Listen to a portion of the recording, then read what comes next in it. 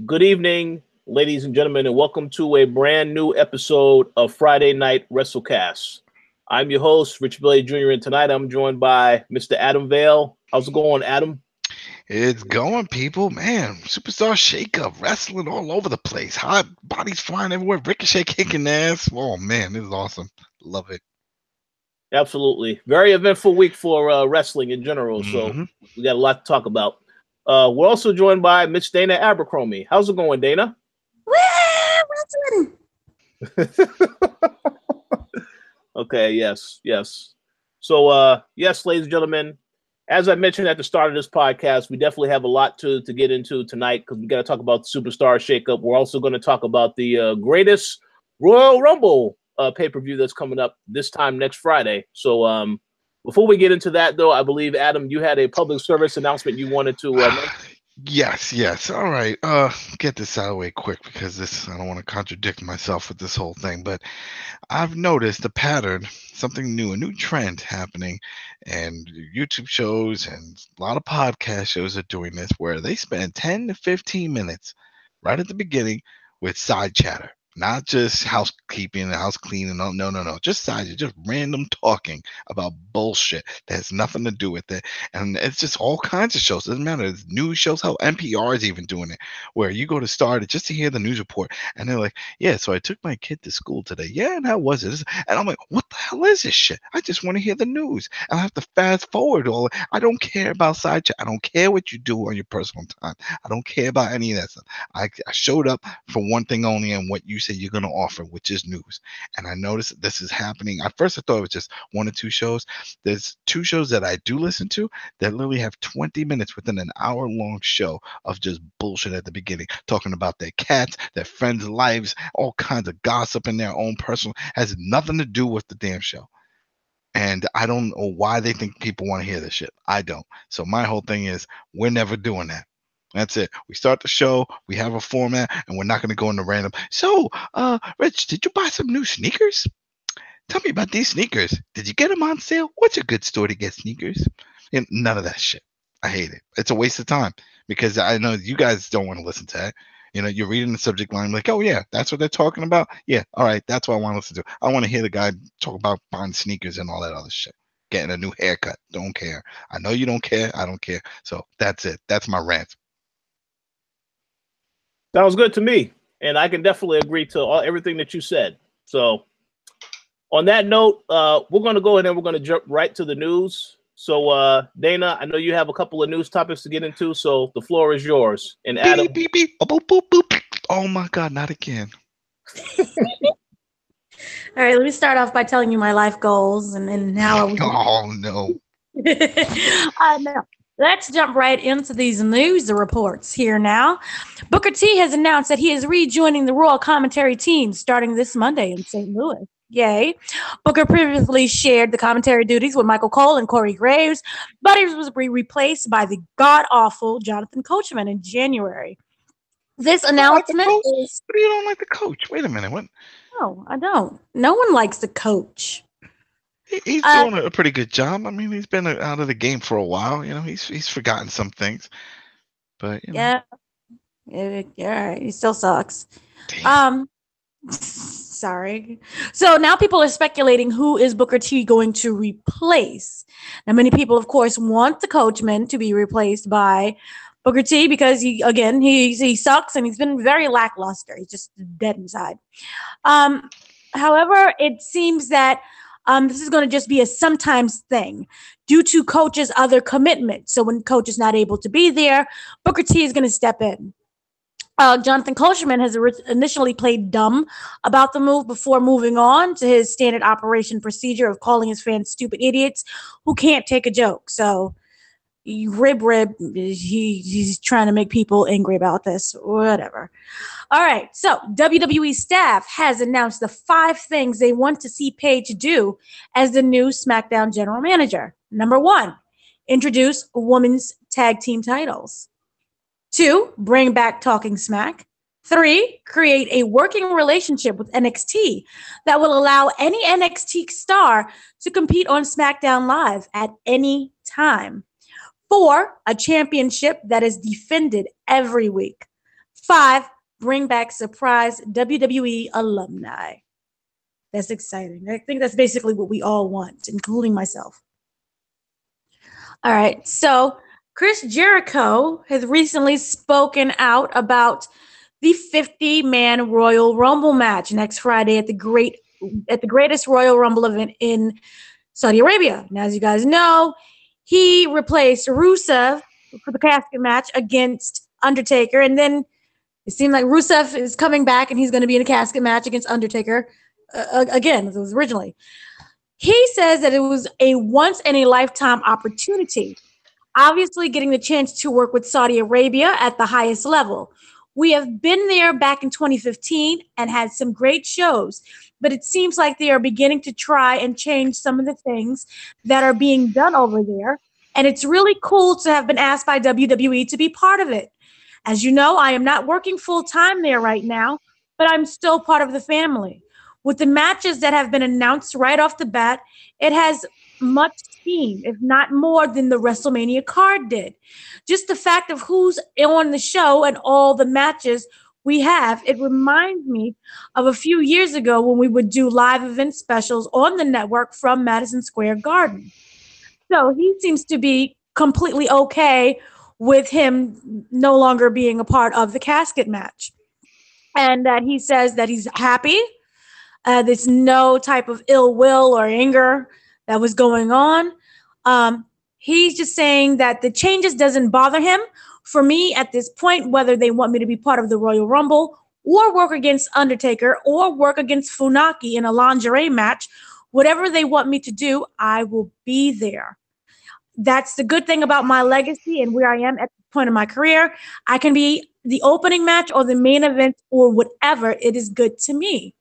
Time has changed, which is part of the WWE, and it happens all the time. For me, until I can actually walk into the ring, sometimes you never know what's going to happen. So he's pleased about it either way, which is kind of funny because last week when he was supposed to be a part of the match, he was, saying that he's going to go all out. It's going to be really fun, and it's going to be basically one of the best shows. Did he call himself like King of the Caskets, or he said something like that? Yeah, he did. He went all out and was hyping it up. So now he's like, whatever happens, and that he's happy about it. He could easily be a part of the Royal Rumble. They haven't announced everyone yet, as we were previously saying. So, yay, Rusev, and yay for Chris Jericho. Okay, so police in New Orleans are investigating an incident between Davey Boy Smith Jr. and Jake the Snake Roberts from April 7th. Basically, it was told that Smith allegedly threw a cup of hot coffee at Roberts while the two were having an argument at WrestleCon, and that he became angry when he confronted Roberts about critical things he has said about his father. So he's like, I'm going to be a big boy and stand up for my... Scott Hall also. Yeah, and Scott Hall as well. So basically, he says that Davey Boy Smith Jr. said he would ask Roberts to resolve their disputes outside. Jake the Snake was like, screw off, I'm not going to talk about anything. Leave me alone. He's in his happy place. And that's when the coffee went flying in his face. So now there's a big police report.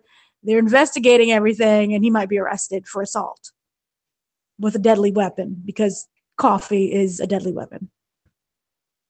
So, yay. All right, so Big Cass, a.k.a. Cassie Collins, is in line for a big push. First by feuding against Daniel Bryan, and then later they're saying that he is going to face AJ Styles. If anyone cares. I don't. I'm sorry. I don't know why he came back. Good for him, though. Well, it looks like he's still doing the same. I'm just the big guy. Because when he went up to Daniel Bryan, and he was like, dude, oh, you still down there? I'm up here. It's, whatever. I thought they were going to give him an actual gimmick. Nope. No. I like that they changed his music. That's about it. It sounds just as generic. It's a little less generic. I don't know. He needs a look, and not just more baby oil. He needs an actual look. He needs something. Put some clothes on the man. Do something. I don't know. Wasn't surprised. Whatever.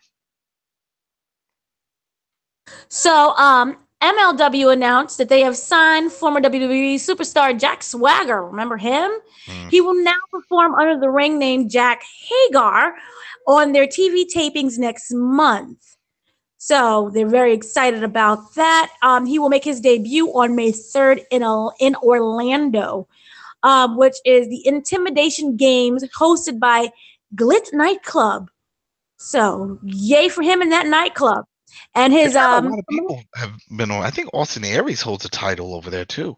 That's one of the titles that he walks around with. He holds every title. Yeah, literally. I think that's his gimmick, is just titles. So yeah, his new manager is the renowned Southern promoter, Colonel Robert Parker. So yay for them.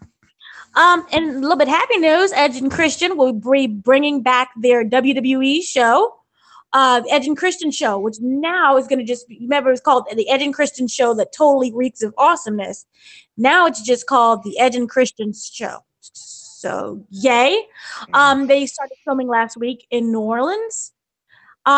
Recently, Edge was asked, will he ever come to the ring? Will he ever try to come back and be a wrestler again? Because of the whole Daniel Bryan situation. And, they were asking anybody with a neck injury, will they come back? He says no, and he wants people to know that his neck injury is much different than Daniel Bryan's. He does not have a concussion. His was concussion-based. His is not. That's the thing. He also had surgery, and then this happened. And now it's the same thing with Paige. Paige had the surgery, and it happened. But that's the thing. It's funny how all these people that get the surgery to prolong their career, it doesn't really prolong them much longer. Because, Steve Austin, same thing. Yeah. Lita, everyone that got the surgery still ended up retiring. Yeah. So people are just asking. They're asking everyone, including Draws. So no, he wants people to know no. Draws? Wait, what? Draws? He can't even walk. Can he walk yet? People are silly. All right. They're looking for anybody with a neck injury. They said, he was dropped on his head, so he'll come back. Oh, Daniel Bryan would spark the hope in. Well, they should go after what's his name and find out. Jason Kidd. What's his story? How's he doing? Can he walk? And now he can walk. He can walk? He can walk. Okay, because that got me nervous for a long time. I remember they were saying that he might be paralyzed in this whole thing, and we never see him. He never shows up. Never shows up at the events or anything, and they're not offering him a job. So what's up with that? And also, people were wondering about TJ Perkins. Is it TJ? Natty's husband. That's him, Jason Kidd. Oh, Lord. Tyson Kidd. Tyson Kidd. There you go. My bad. Yeah, no, he works backstage. He's still employed, but he's not doing in the ring. Yeah. Like, he's happy with that. So, and he's the reason why we don't see the Muscle Buster. Very true. Hey, so I just want to make a quick comment. I'll just preface this by saying, I'm very, very happy for Daniel Bryan, but we still need to take a wait and see approach because it hasn't been that long since he's been cleared to compete. So people shouldn't be asking everybody about will they come back if this procedure is successful. We need to see at least for a year how this guy is. Oh yeah. If he has any other incidents, then but I hope nothing bad happens to him. But we'll see what happens. And my fear is that even if there is something wrong, he won't say it. He won't tell anybody right off the bat. Yeah, because he has a history of that. Yeah, he was like, I think I could work through this. So what if my arm went numb for an hour? It's okay now. I don't believe it. So, and that's why when I hear this whole thing, Corey Graves like, well, people around me think people will say all kinds of shit, man. Think about yourself. What's best for you right now? Do you think you should really be doing this? Do you want to take that chance? Because that was his whole thing. He said, I remember when he retired, when he was done over in NXT. And he was behind the announce table, and he said, yeah, due to all these concussions and, with my family, we all talked about it, and it was getting pretty bad. So, this was the best option for me. It's like, okay, don't burn that bridge, because remember, what's his name did that? He burned the bridge, and then he had to leave. The other guy that was at the announce table and then decided to get back in the ring after injury. Oh, man, I want to say Riley, but it wasn't, who I'm talking about. He was with The Miz for a while. And Alex Riley. Yeah, Alex Riley. Right. Same thing. Bunch of injuries. Said, no, I can come back. Then he came back. They're like, we can't do anything with you, though. It's not working. And then that was it. They let him go. Meanwhile, he had a job behind the announce booth, but they were like, hey, we already got Corey Graves now, so you lost your spot. Yeah.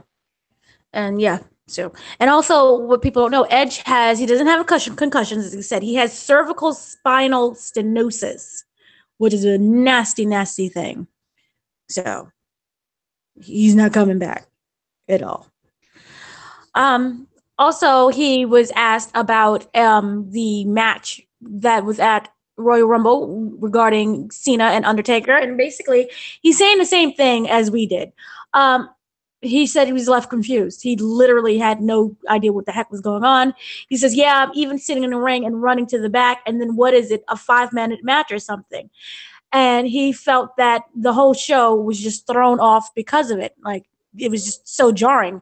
And then even the build-up to it really made no sense for just a 3-minute match. And I also agree they would have fared much better if they just didn't advertise it at all and like made it a surprise a moment where Undertaker just comes out and challenges John Cena. But they didn't do that. Quick rest in peace acknowledgement to Bruno Sammartino. For those who don't know, he wrestled in the WWF. Remember back then, it was called the WWF. For a record 11 years in the 1960s and 1970s, he was the heavyweight champion. Yeah, I think it was even when it was the 3 Ws. Remember, it was WWF or some shit. Oh, yeah, that was a while ago. Yeah, so as you guys know, he fell out with Vince McMahon. It had a lot to do with he didn't like the steroid situation that was going down. He really hated the fact that they announced that the matches were scripted and largely choreographed entertainment shows. So he was very angry about that. He died at the age of 82. So unlike a lot of other wrestlers, he got to see his older years. So rest in peace to him. Sports Illustrated is reporting that WWE received over $20 million from the Kingdom of Saudi Arabia to tour the Greatest Royal Rumble, which explains why so many big names are appearing like it's WrestleMania Part 2. I thought that would be a way bit bigger number than that, but I think there was other stipulations with that. It's not just 20 million. It's like 20 million, and we're doing all the other shit. They're taking care of all the other fees, setups of the arena, all that cost. So I think they're paying the salaries plus the 20 million for this. Like whatever also, our special needs are for doing the show. And if you look on YouTube, they're doing tryouts as well. So they're going to sign over talent. So good for them. Okay, so the reason why Nikki Cross was cut from Sanity is due to NXT having plans for a Shayna Baszler versus Nikki Cross feud for the NXT Women's title in the future, which really doesn't explain why they cut her from Sanity. It's stupid. I don't understand why they keep having this need to like, oh, well, we're going to cut people off because they have their own side thing going on. What's wrong with that? Why can't they still be part of the group and then every once in a while come back together? Why do you have to break them up like this full time? It makes no sense. I mean, they didn't do that with the NWO and it worked. We see it working right now with Bullet Club. You know, everybody's got their own agenda, but when it's time to get together to go against another big group, they all band together. Stop asking the WWE to make sense. You know it doesn't. Shit.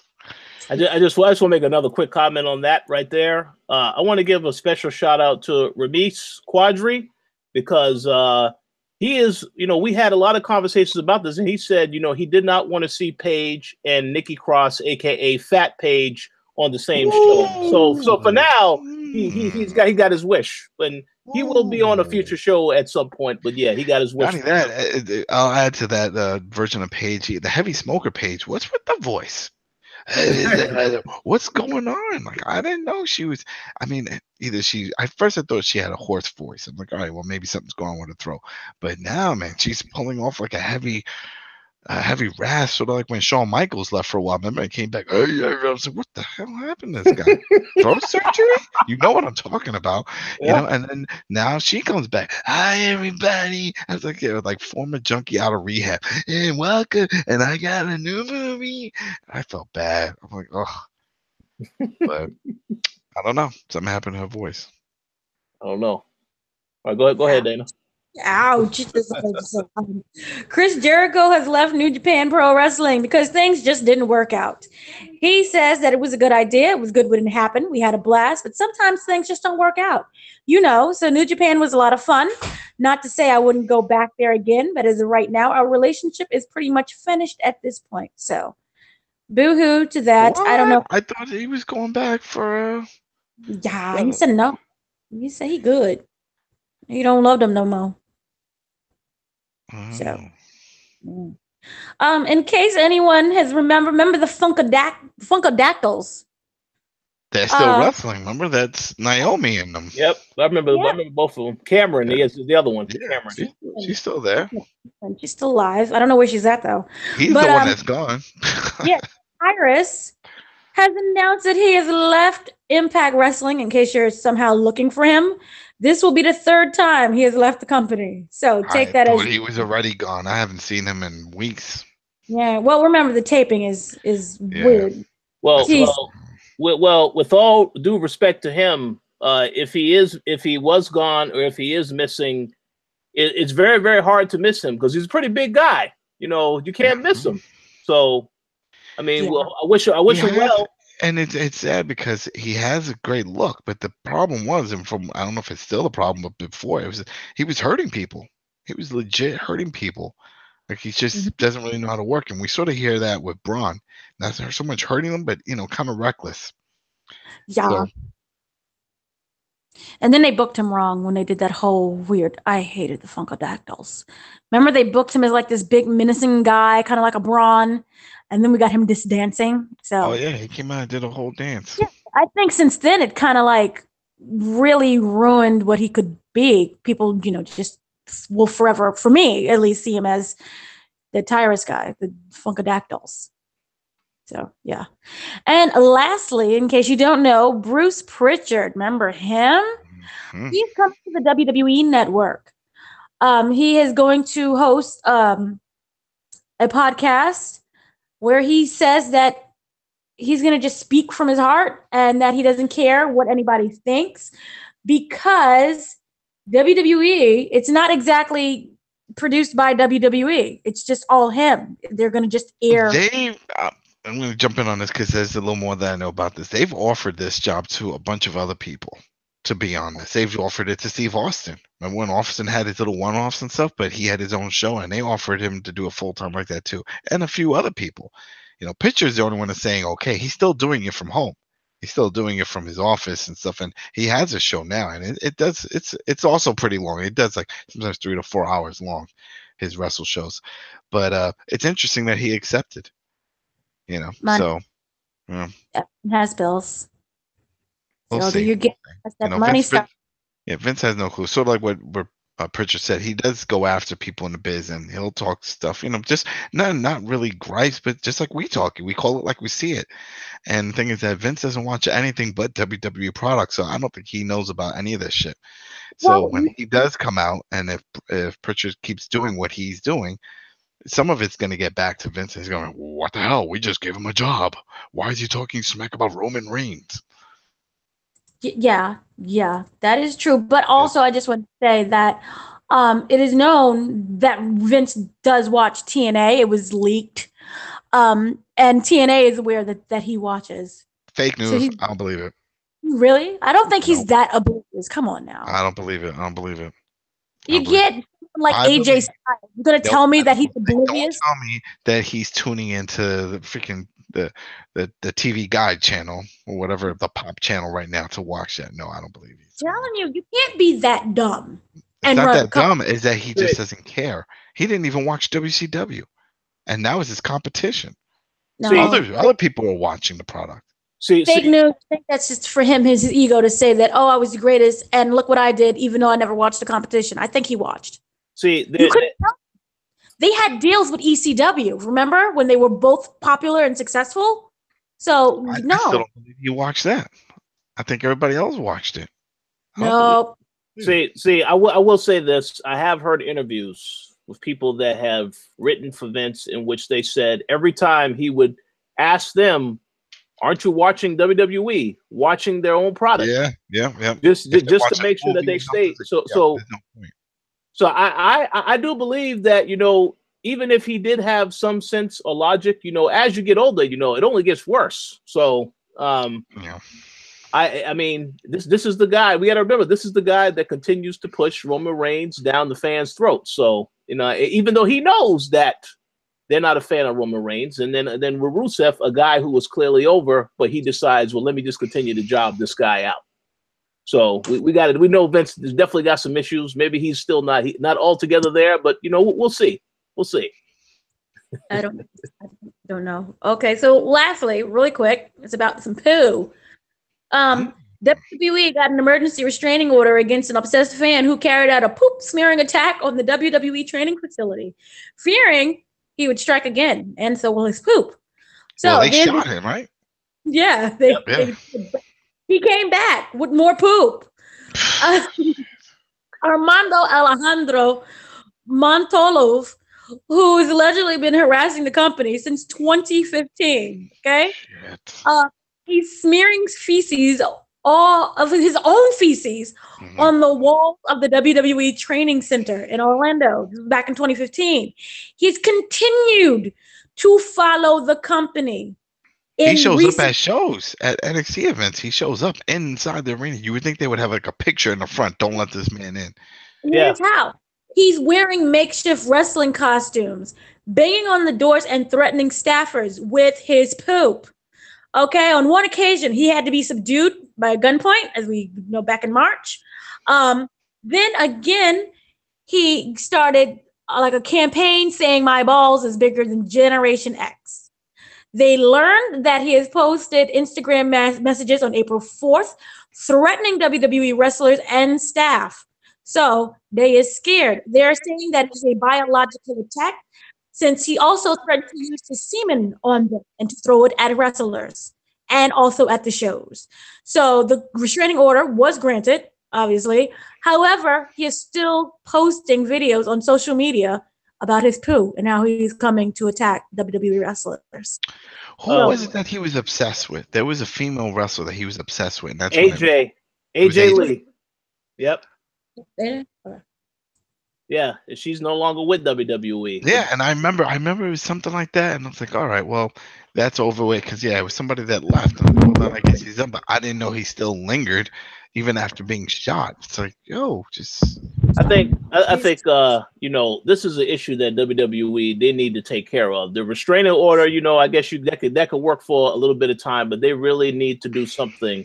Because I heard about this incident a long time ago, and I heard that he's done this even as fans were visiting the training facility for the NXT stuff, so the Performance Center. So they got to do something about this. You know, the restraining order, that's fine, but they got to do whatever you can to get this guy away from the premises. Dude, it's crazy. Would you say it's gonna hurt somebody? Yeah. Do you think they should be in costumes? Since basically he's hiding under costumes. You say what? You think they should be in costume?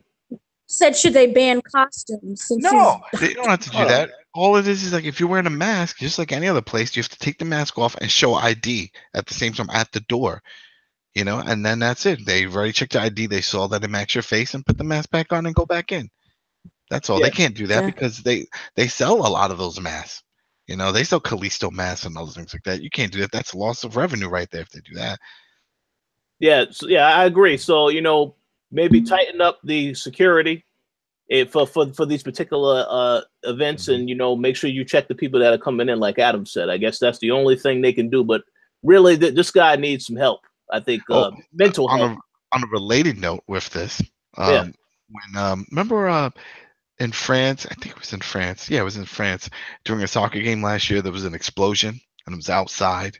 Yeah. Right, and it was a whole big thing. So anyway, I was season ticket holder at the New York Red Bulls.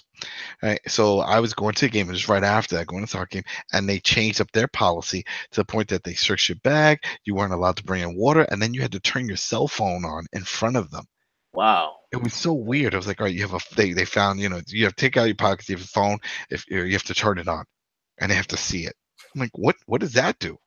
You know what I mean? It's like, I don't get it. Like, so if it's going to trigger a bomb, it's like, oh, you got me, press a button. You know, that make no sense. But that was one of the policies that they had changed. So I wouldn't be surprised. We see all kinds of weird things change, but they should do that. Just have people take off their mask. You can't come in with a mask.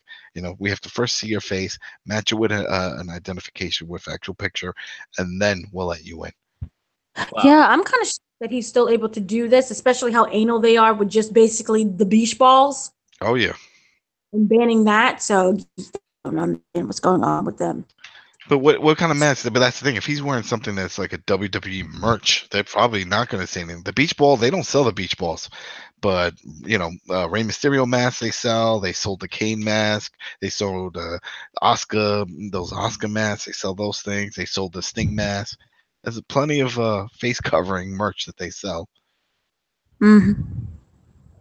Well, that's odd. So that's it in news. Yay. Yeah, so Dana, thank you very much for providing us the recap of the news stories. It's a lot of stuff going on. There is some other things that have also been going on. So what we're going to do right now, though, is we're going to take some time to talk about the Greatest Royal Rumble event that actually takes place next Friday, April 27th. It's going to be taking place in Jeddah, Saudi Arabia, and I believe that the start time is around noon. So most of us will not be able to watch the show live. Obviously, we'll watch it later on in the evening. And for that reason, we'll probably end up having the podcast a day late. But we'll keep you guys informed on that. But for right now, we're going to talk about our predictions for what is going to happen at this event.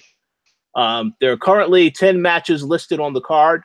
So, 10 matches. This is a long show, man.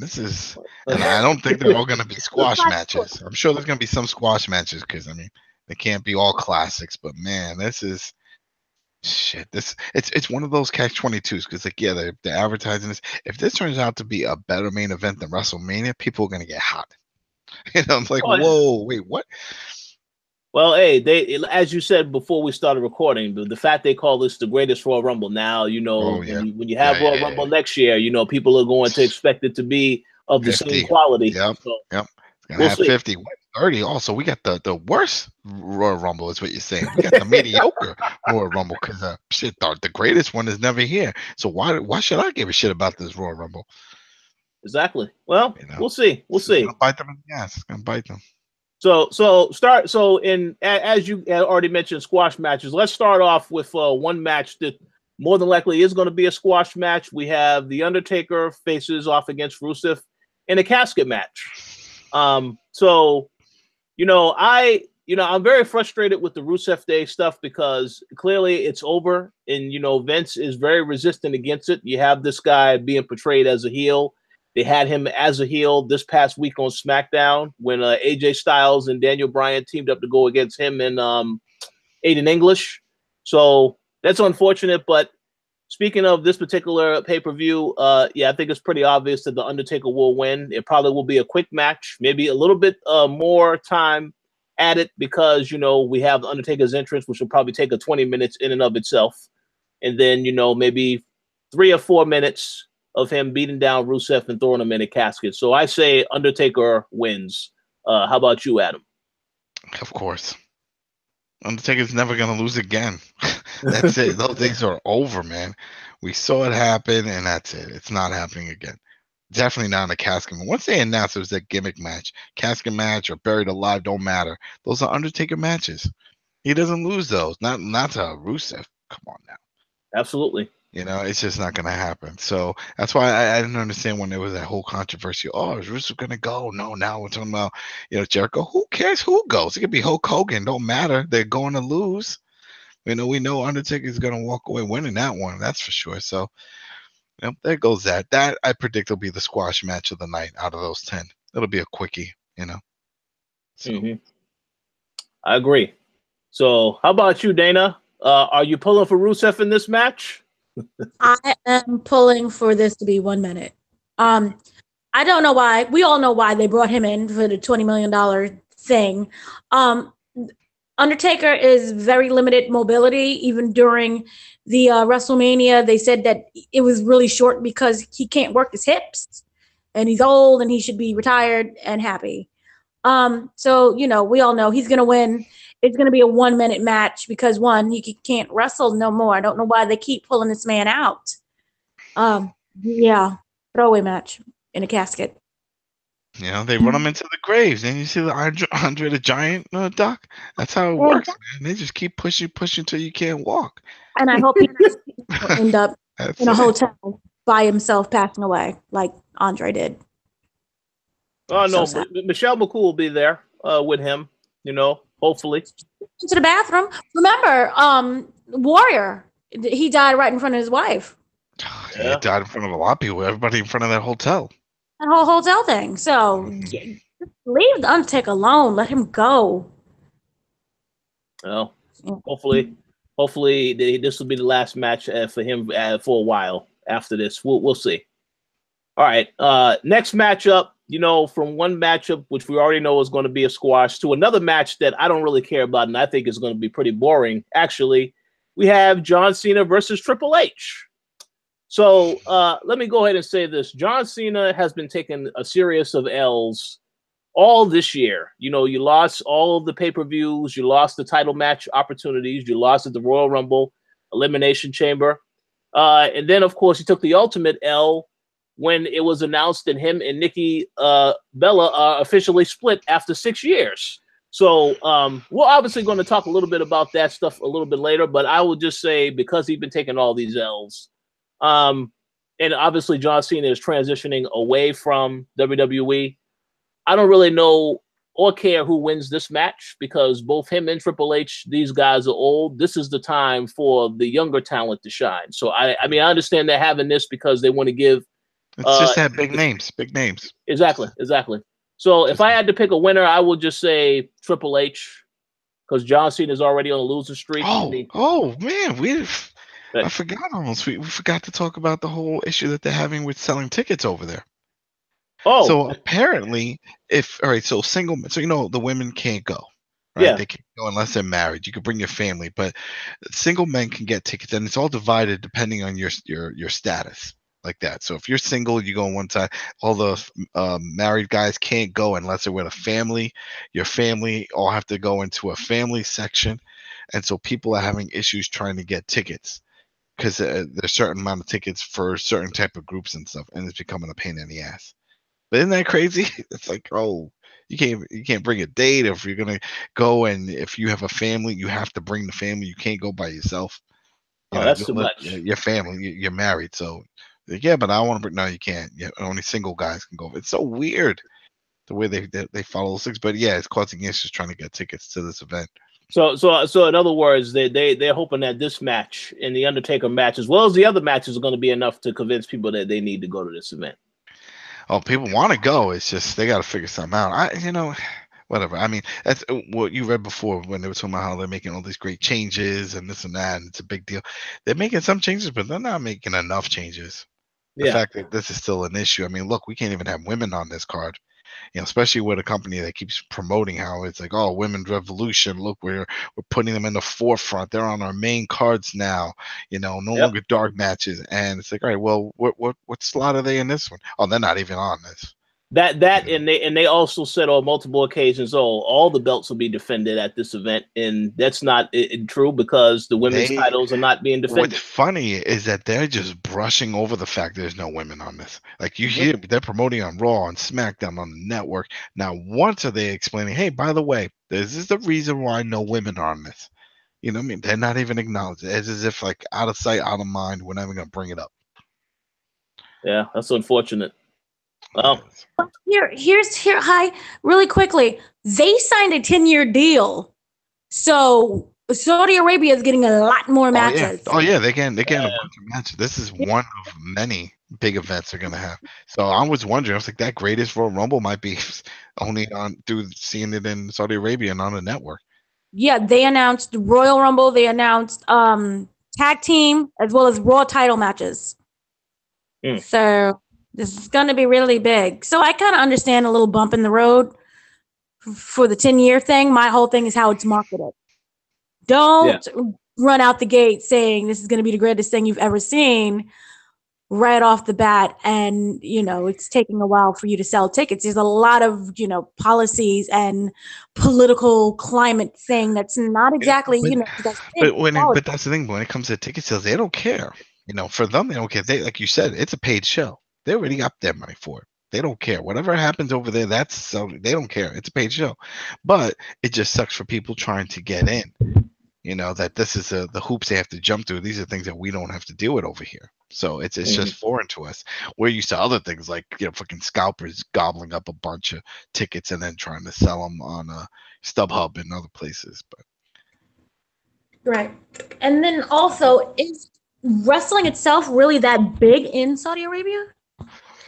Guess so, if they're willing to sell out all this money and have this deal. You can bring something over that's not like, for example, if you was to come over, even though America we have soccer, but it's not that popular in every other part of the world, like Mexico and Australia. I don't know, every other part of the world. Here's the funny thing. Here's the funny thing I want to bring up, because you brought up soccer, and which is because I'm a soccer fan, but this is something I always find funny, right? How it's on TV when it comes to people say, "Oh, well, it's not that popular," but whenever we have events, like big shows that show, like we have Real Madrid and Barcelona show, they're selling out 100-seat stadiums.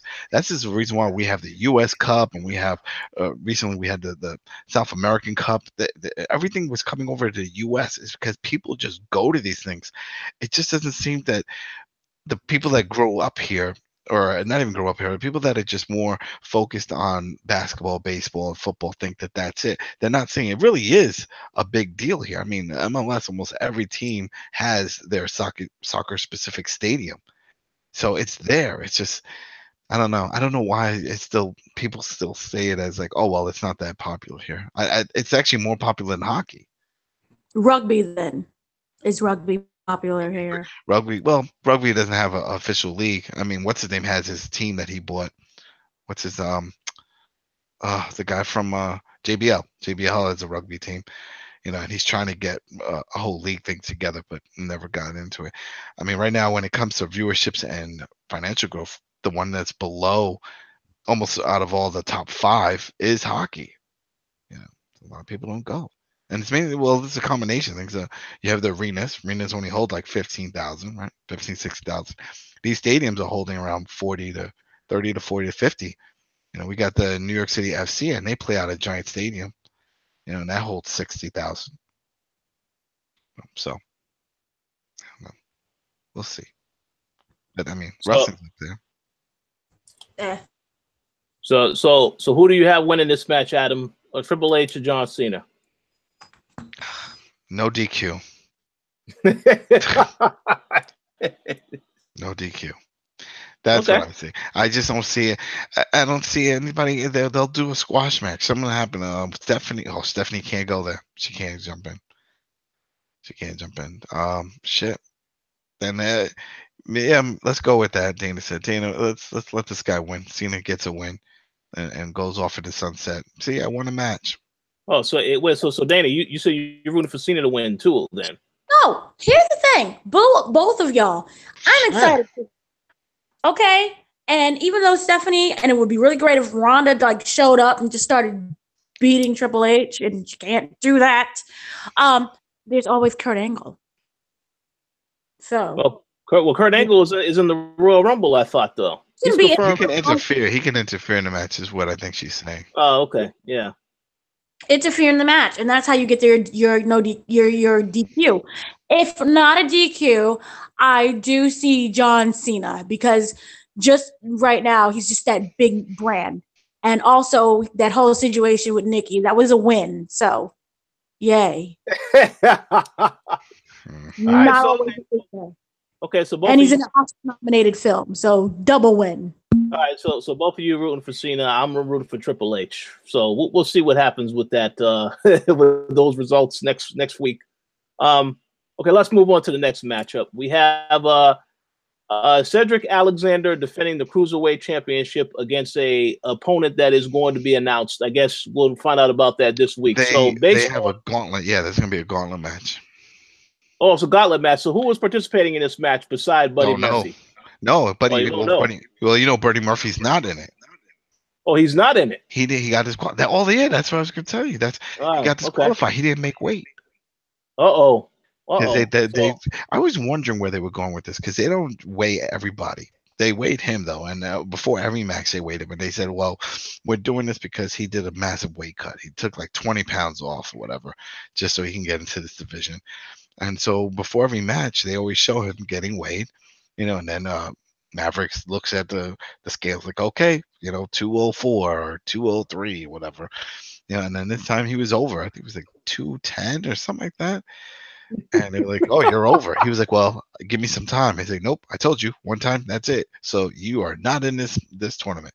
So he's out of it. So yeah, I thought the same thing before. I'm like, yeah, Buddy Murphy's getting the push, and then this just threw like that monkey wrench. Like, I'm like, that's weird. Wow. Okay. So this is what I was thinking also, and this is why before in the last episode, I predicted I thought that maybe Sami Zayn was going to come over. To 205 because they had no job. He's at 212 is his weight. Yeah, that's just 7 pounds he's got to lose, right? So he can do it. But they didn't happen. So now I'm thinking, what if this whole little gimmick thing with the weight and stuff is just for a way to get people over and give them more time? You know what I mean? So let's say Buddy Murphy, he's a big dude. There's no way he's walking around at 205. He's always over. But for the story, they're saying he isn't. So let's say he fails again. Can they kick him out and then he goes to Raw or SmackDown? But hey, we already know what he can do now as a singles competitor because we've seen what he was doing at 205. Mm-hmm. And now he's put on some more weight. But he's now known. You know what I mean? People are chanting his name. People know what he can do in the ring. So what if that's what this is all about? This whole thing was just a really good ruse of just trying to get somebody over. He was never intended to be in 205. Well, I certainly think it could be anything because I know Triple H wants to get eyes on this show. So, yeah, any of that stuff could apply. I guess in other words, we'll have to wait and see who Cedric Alexander. We already know that though. But that's it. It's going to be Ali. Ali's going to get that match. Oh, yeah, Mustafa Ali. Okay, come on, think about it. Just Mustafa Ali alone. Because of the way Vince plays his cards. Yeah, Middle Eastern guy, what in the Middle East and gets a title match and wins? Come on now. So you're saying Mustafa Ali will win this match? I think that's the way Vince is going to do it. I don't like those stereotypes. Everybody knows I don't like the stereotypes. But the way, even though Triple H is in charge of 205, he's not in charge of this event. This is still Vince's whole thing. This is part of the Raw brand. This is the big deal matches, and Vince has final say. And I'd be amazed if Ali doesn't win it. I mean, Ali is awesome. He should have won, at Mania, but I have a feeling he's gonna make it because it's a gauntlet match, and I think the way they had it lined up is that you go in there, another guy comes in, whoever wins that one has to fight against whoever keeps coming down until there's no more competitors, and whoever's the last one wins. Okay, all right. So you pick Mustafa Ali. Yeah. My pick is I do think the Mustafa Ali pick. I do think that is a good guess as to who the opponent is going to be.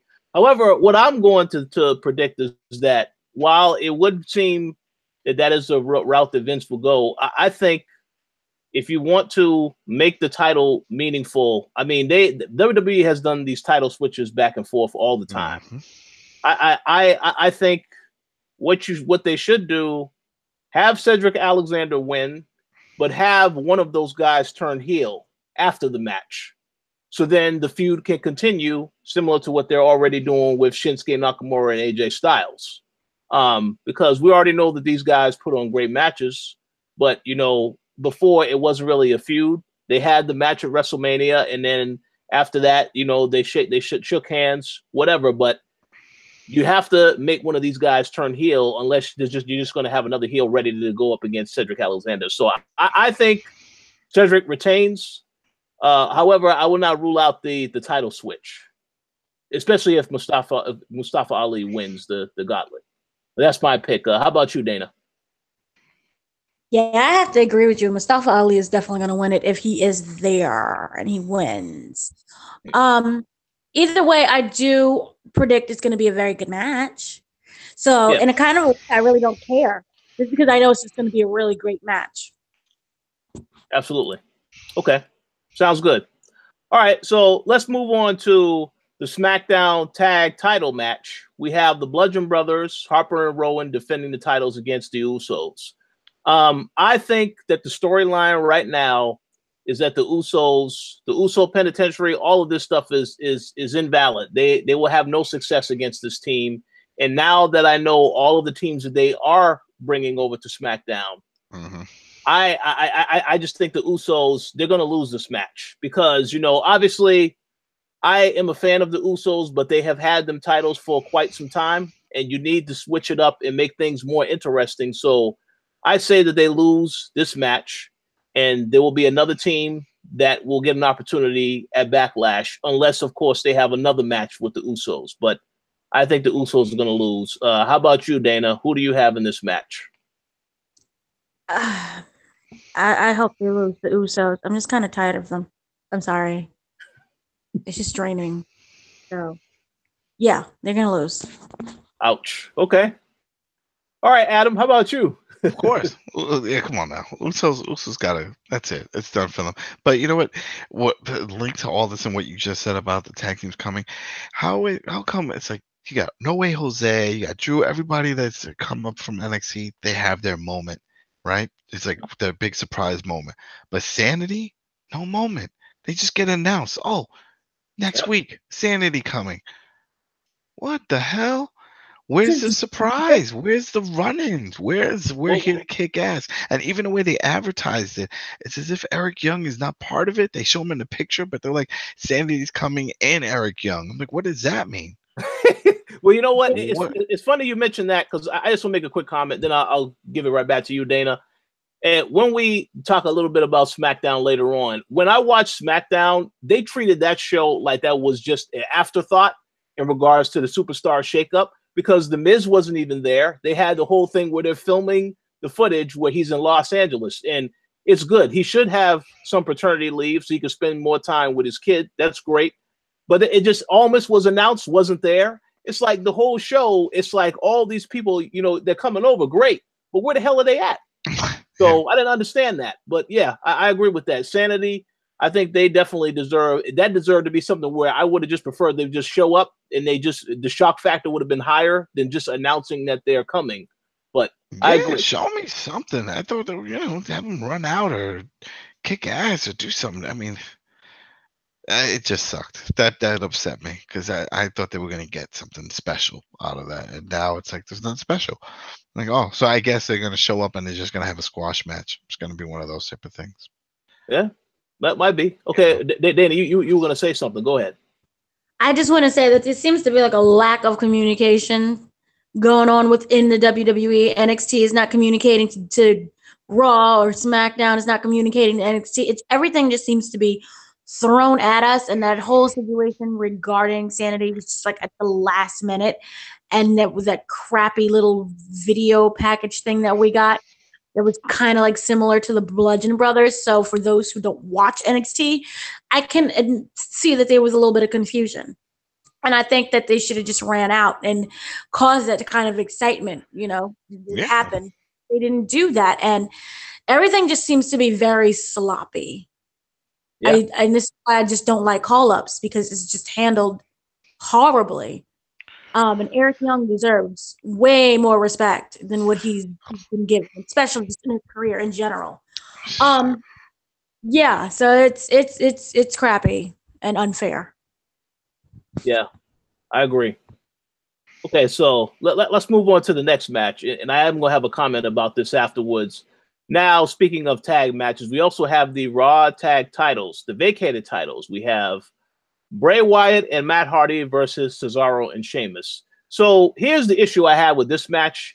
I think it's very obvious that Matt Hardy and Bray Wyatt will win this match because they have already announced that Sheamus and Cesaro are coming to SmackDown. I don't understand that because a couple of these other matches we're going to get into here soon, you already know that the person who holds the belt has another match already planned for Backlash. So that kind of defeats the purpose, unless, of course, there's a swerve, but I highly doubt that. But no, Sheamus and Cesaro going to SmackDown. So, no, they're not going to win this match. at least in my opinion, unless, you know, Vince decides to do something, change it up again. No. So Matt Hardy and Bray Wyatt, yeah, have them win this match so we can see how this storyline progresses with their whole relationship. So I say Matt Hardy and Bray Wyatt are definitely going to win the tag belts next week. How about you, Adam? Yeah. I mean, it makes no sense to just have them get this far and then have a swerve or they break up or something. And I think it's going to last for a while because remember there was, who was it? Was it you, Dana, that was talking about that Cindy was going to come up with Bray Wyatt? Somebody was telling me, they were like, oh, they're coming up and they're going to the rumor that he was going to be the leader. Yeah, and I was like, that didn't make sense because then Eric Young is the mouthpiece. He didn't do a bad job as the mouthpiece, so it's like, why do that? You know, so I didn't see that happening. So I see them as a legit tag team. They don't know what they're doing with Bray. Maybe his merch slowed down because I know he went from 6 shirts to like 2, you know, and so maybe that's a big deal. They're like, you know what, it's not getting over. He's sort of over with the crowd, but not on the financial part. So they're like, let's spice things up, you know, and whatever. He's cool with it. I mean, this is something that people wanted to see. In a way, this is a dream. We wanted to see the matchups. We saw the matchups, right? And 2 crazies working together. They both have crazy laughs. Well, there you go. This is what you wanted, and this is what you got. And I'm happy with it. You know, I wish they would have did a little more with Bray's design. You know, meanwhile, his character, besides just coming out with a butcher smock on, you know. Did he come out with contacts? Right? No. No, he didn't do the contacts. That was another thing. When people usually go into the lake, they come out with like contacts. They look all creepy and stuff. It hasn't happened with him, you know. But it's going to be interesting. Yeah, I have a feeling they're going to set something up because the thing with Matt and with this gimmick and everything he's doing, he has pretty much full control. He has to just run it by them afterwards, but it's all him, you know. And he puts a lot of time and effort into this character. So I'm sure he has things all planned out for the rest of the year of things he wants to do. Absolutely. You know, right now it looks like Bray is just filling in that spot where Brother Nero would have been. So people are like, oh, well, he didn't know he was going to take. It doesn't matter. He knew he was going to have his brother with him. So just X out the brother and put Bray in there and you're okay. Exactly. And to piggyback off of what you just said, the other reason why Bray Wyatt and Matt Hardy are going to win is because they moved Jeff Hardy over to SmackDown. So that tells me that they want you to focus on Jeff Hardy as a singles competitor, and they want you to focus on Matt Hardy, what he's doing with Bray Wyatt. So in order for that to happen now, Bray and Matt have to win those belts. Yep. So it's definitely going to happen. How about you, Dana? Who is your pick? First, I just want to say that I love that Bray and Matt are together, even though I'm terribly confused by how it's executed. I just don't get it, but I love that they're there. Remember that line that Matt that Jeff said when he was in the back and he was hugging everybody. Mm-hmm. And Seth was like, "What was that?" It's a thing. You know, that was awesome, and that's the same thing with all of it. It's just a thing. Just go with it. It's fun. Yeah. And I love that nod. I really do. Like I said, I like what they're doing, but I'm still confused. Now, regards to the match, I forgot who was in it. I literally did. It's Bray Wyatt against. Wait, no, it's Matt. Oh, the bar. Yeah, the bar. I'm tired of the bar. So yeah, Matt and Bray definitely. Just because people who aren't aware of the whole woke and broken situation, you know, they have something to get behind now if they have the titles. And also, I'm just kind of tired of the bar. The bar. Bar. We are the bar. So yeah. Well, absolutely.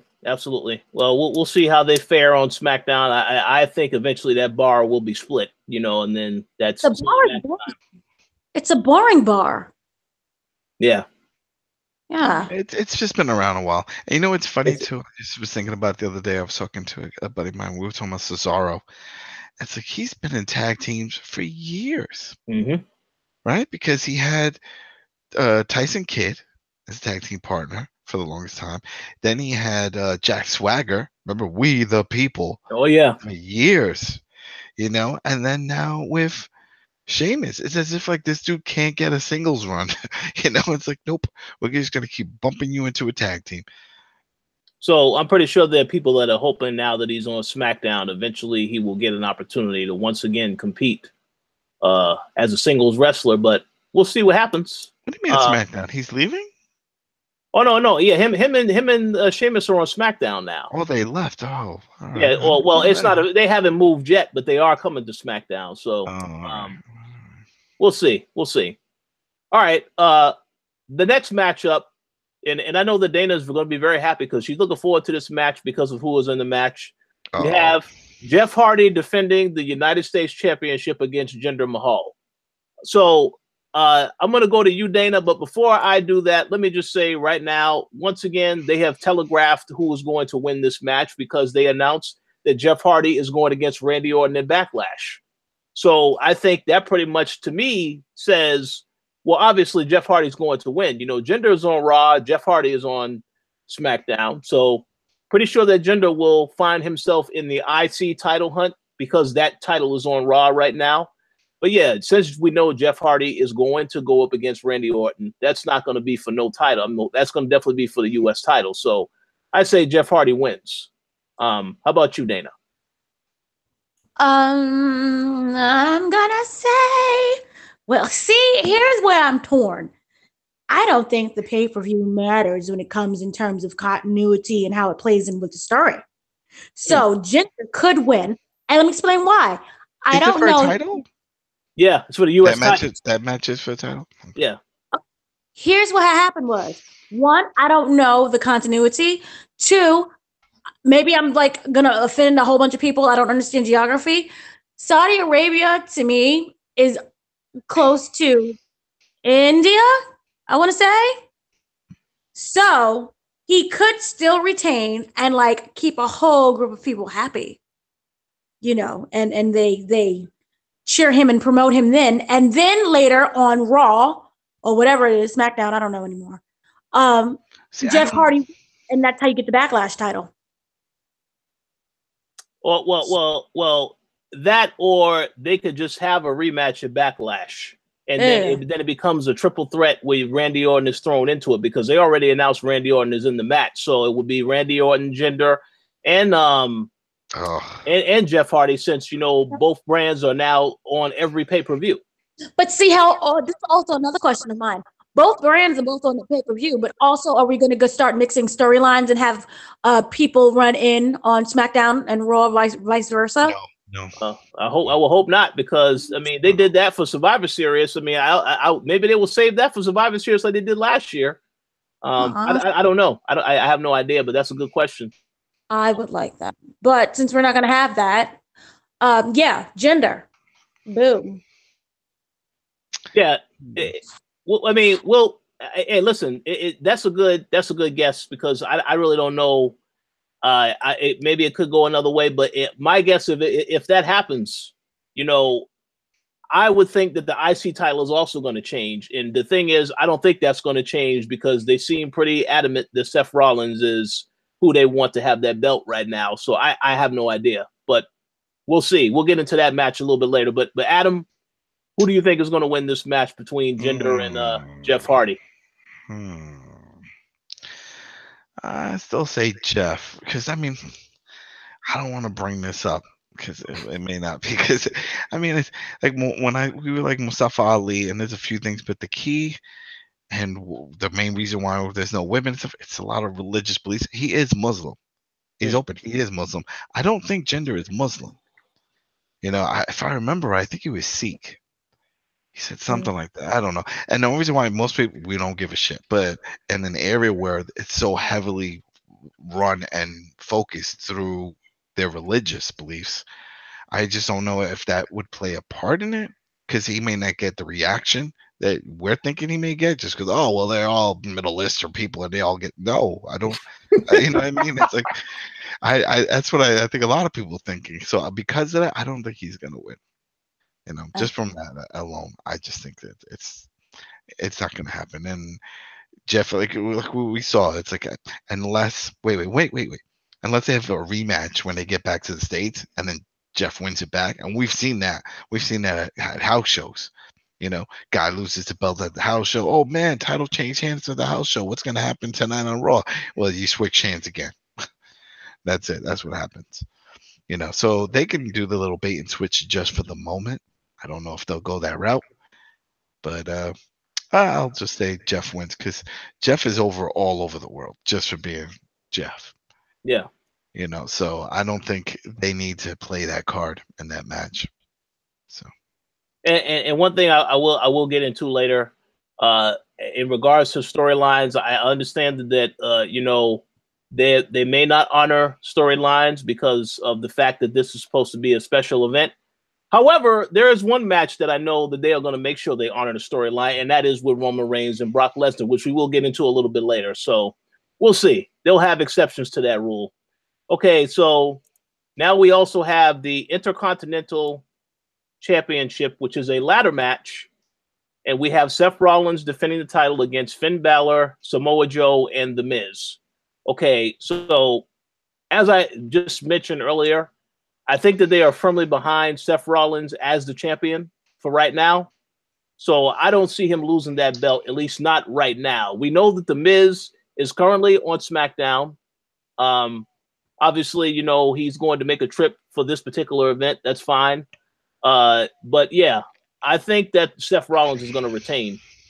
If there is anything other than that, I will be surprised because Samoa Joe and The Miz are on SmackDown. And Samoa Joe already has a match against Roman Reigns next month at Backlash. So, but then isn't it pretty much predicting that Joe is going to lose that match because he's on SmackDown? Because if he wins and Roman has a title, there's no way that he's going back to Raw. Well, here's the thing. I think that is what people have been speculating now. They are anticipating that Samoa Joe's going to lose 2 matches. He's going to lose that match, and then he's going to lose to Reigns at Backlash. So I would like to hope that isn't going to be what happens because a lot of people was happy to see Joe make his debut on SmackDown. So you kill a lot of momentum if you have him losing 2 matches back to back. So I don't know. But I mean, I was surprised he was even put in this match because he's not in any storylines whatsoever with any of these guys. So but that was interesting. But I have to say Seth Rollins only because I really don't think if they're going to do a bait and switch, but again, if they're going to do a bait and switch with gender, well, then they more than likely will do a bait and switch in this match also. But we have to see. But I think both of those matches will be connected in terms of if you want to get an idea as to how it could finish. But I say Seth Rollins. How about you, Adam? Yeah, Seth Rollins. Yeah, he just won it. They're giving him a big push. So. Okay. I think how about you, Dana? They all win. I'm really excited for this. And the fact that Samoa Joe is in it, you guys don't understand. Watch the X Division, TNA. He is amazing. You know what? What you just said, Walks Action. I wonder if WWE is going to get that. You know, because I understand right now they have that working relationship and they're getting material, they're getting the Hardy stuff. But man, just like you said, I mean, Samoa Joe had some amazing matches there. AJ Styles, amazing matches. Kurt Angle, when he had his own crew, the Mafia thing, remember? They were amazing matches. Sting, some of his best matches. I mean, shit, I know they tried to get the whole catalog and that got blocked, but man, there's so many great matches they could gobble up. It would be amazing. And also, there is a TNA X Division DVD. You guys all need to just find and watch and maybe upload on YouTube. I'm sure the internet has it somewhere. Where Samoa Joe, he doesn't look it. He is extremely athletic. And he's also great on the mic, as we already know. So just that alone, and for him to be in a ladder match, I am so happy. And this is a man who went on what was it, like the X, what was it, the X, what do you call that, the structure. And no, that was it. That was the X Division. They had their own match where they had the high wire, the big X, and they put the belt, and you had to literally climb up and hang on the rope, on the wire to get to the belt in the middle. And Samoa Joe would do that, and he's not Ricochet in that terms of flexibility and moves, but he is amazing at what he can do. So for me, I'm gonna say, they're really pushing Samoa Joe as well. So I'm torn between Seth and Samoa. But I heard Bobby Lashley's going to be in there too. Oh, screw Lashley. Well, he's going to be in the Rumble, I would assume. Screw him. I don't want him back. Whoa, what's the hate with Bobby? I don't like him. I never liked him in the WWE. Nice guy. I don't like him when he sits in the cafeteria. I just don't like him. Oh man. You put him in that little box next to Ronda. Those are like the ones you don't like. You like sit in the naughty section. Just go. Ronda gave me one good match. Bobby is sucky on the mic. He's not that great of a wrestler. I just don't like him. He's got power. He's got power. What? Because he lifts weight, he has power, and I can't teach that. That power. What? Dude, that's the whole thing. And his physique, man, he looks so destructive. And he's a nice guy. You don't want to see him versus Brock? You don't want to see that? Okay, then give me that. I really don't care, but he'll explain why.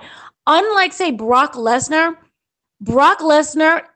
even when he doesn't say anything, he has a presence that you just automatically feel threatened against. Even if you can't stand the guy and you want him fired or whatever, go back to UFC. You don't think Bobby Lashley looks intimidating? I think I would be intimidated if I was standing across the ring against a walking mountain like that. No, and I don't know. I see him in person, and I just felt nothing. But I don't feel anything when I see him. I don't feel anything when I watch his matches. What if he asked you out on a date and said, "Hey, I want"? No. Shit. She's shouting him down all over the place. He's like, "Yo, but I'm rich." I'm like, "No." I mean, yay if you're rich, but still, I'm not gonna love you. Pecs. I can make them dance. Look at me. I'm jacked. No. Did I tell you I have a better MMA record than Brock Lesnar? I'm 15-2. He is, yes, you could say he is the black Brock Lesnar, but he has no personality. He has no presence. Okay, even when they gave Brock a personality back yonder, he was funny. He elicited emotion. Bobby is just like, "Hi, I'm Bobby Lashley. I'm going to wrestle." I don't feel anything. Oh, man. Damn, Tina. You drinking that haterade tonight. Whoa. I'm not hating on him. Like, get your money. He just came back. He hasn't even really had an official match. He just did that run and a tag thing. Get your money. Fight whomever you have to fight. Beat up Roman Reigns. Make everybody happy. But for me, you do nothing for me. You're that guy who, no matter what you do, I cannot remember you. Wow. That's it. Sorry. Bobby Lashley. That's it. So. Bobby Lashley. Well, so we'll see what happens. Yeah, he'll be in the Rumble match. So, we'll see if he does anything in that match. And I don't hate him, just for the record. He can, he's doing much better than me. He can eat and pay his bills at the same time. So yay him. Get your money. Well, he's also doing better. He's also doing better than me as far as that is right now. Also, so I agree with that comment. It's not a hate. Yeah. So let's move on now to the next match, and this is by far, I think, the match of the night that Adam will be, watching with anticipation very closely. We have Brock Lesnar defending the Universal Championship against Roman Reigns in a steel cage match. So I want to say real quick about this. A lot of people seem to think that this could be another swerve with Brock Lesnar winning.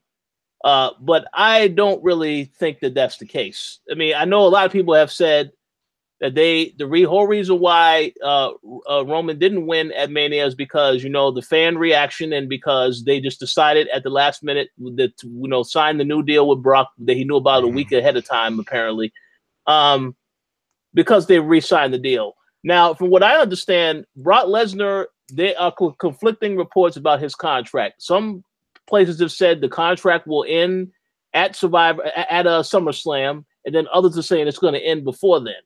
Shit, I don't really know. Not even a contract. Well, see, then that's another story too. That's another possibility. That it's a pay per appearance, because he wants to focus on other things. So they were like, UFC. What? So it's okay, pay for appearance, which makes perfect sense, because then you'd be like, that's the way it was done back in the territory days. It's like, all right, listen, let me get you for this weekend, the one after that, then you're gone for a while, and then 3 months later, 2 more dates. We got a pay-per-view, a big one. Can you make a quick one? Yeah, all right, let's chalk that one up. I could see it more like that, and then that way they don't have to worry about giving him the big money deals, and then he doesn't have to worry about making those commitments, flying around just to, bounce around in the ring while Paul Heyman gives a promo. So if that is the case, what I'm going to say is, I think it's very obvious that Roman Reigns, just give Roman Reigns the belt already. I don't really understand why they had to change the finish at WrestleMania. Just give this guy the belt. Don't even, Vince shouldn't care about what the fans think, because he doesn't care about what the fans think. He's been pushing this guy down everybody's throats. Just give him the belt already, and let's move on to another thing, whoever the next opponent is. So I say Roman Reigns finally wins. Because Vince believes that he'll get a better reaction from the fans in Saudi Arabia. And that's it. That's all she wrote. Dana, who do you have in this match? Death. No. Whoa. Joke. Not happy at all. I'm sorry. Yeah. I equally hate both guys. God, I'm so sick of them. Everybody. Jeez. I'm sorry. I mean hate in like a light hate, not like hate, die, but like, I'm tired. No, you just said death. You brought that out. Not literal death. Things happen in cage matches. You know that, right? If it happened, people were like, yo, she put the jinx. No jinxing now. Gypsy curse. Death could easily just mean, the end of the match, not death. Okay. Okay. I want everyone to live, to go on to have very happy, successful careers, lives, to be very old, just be happy and live, and no one gets any injuries or death. The thing with me is that I don't care. I just hope that it's longer than 5 minutes and we don't have Roman Reigns taking 20 F5s and, winning. My thing, God, I just don't care, but I can see it going either way, which is also the other problem. I can see Brock Lesnar losing and then going off to UFC. Remember, he has both contracts, so he's able to walk in and out of both companies and do whatever he wants. I can see him losing and then coming back later along SummerSlam we have and winning that. I can also see Roman Reigns losing as well, and just keep that continued swerve. But I think what would be best, just for the moment, is having Roman Reigns win. Just because we're all tired of Brock. So, yeah.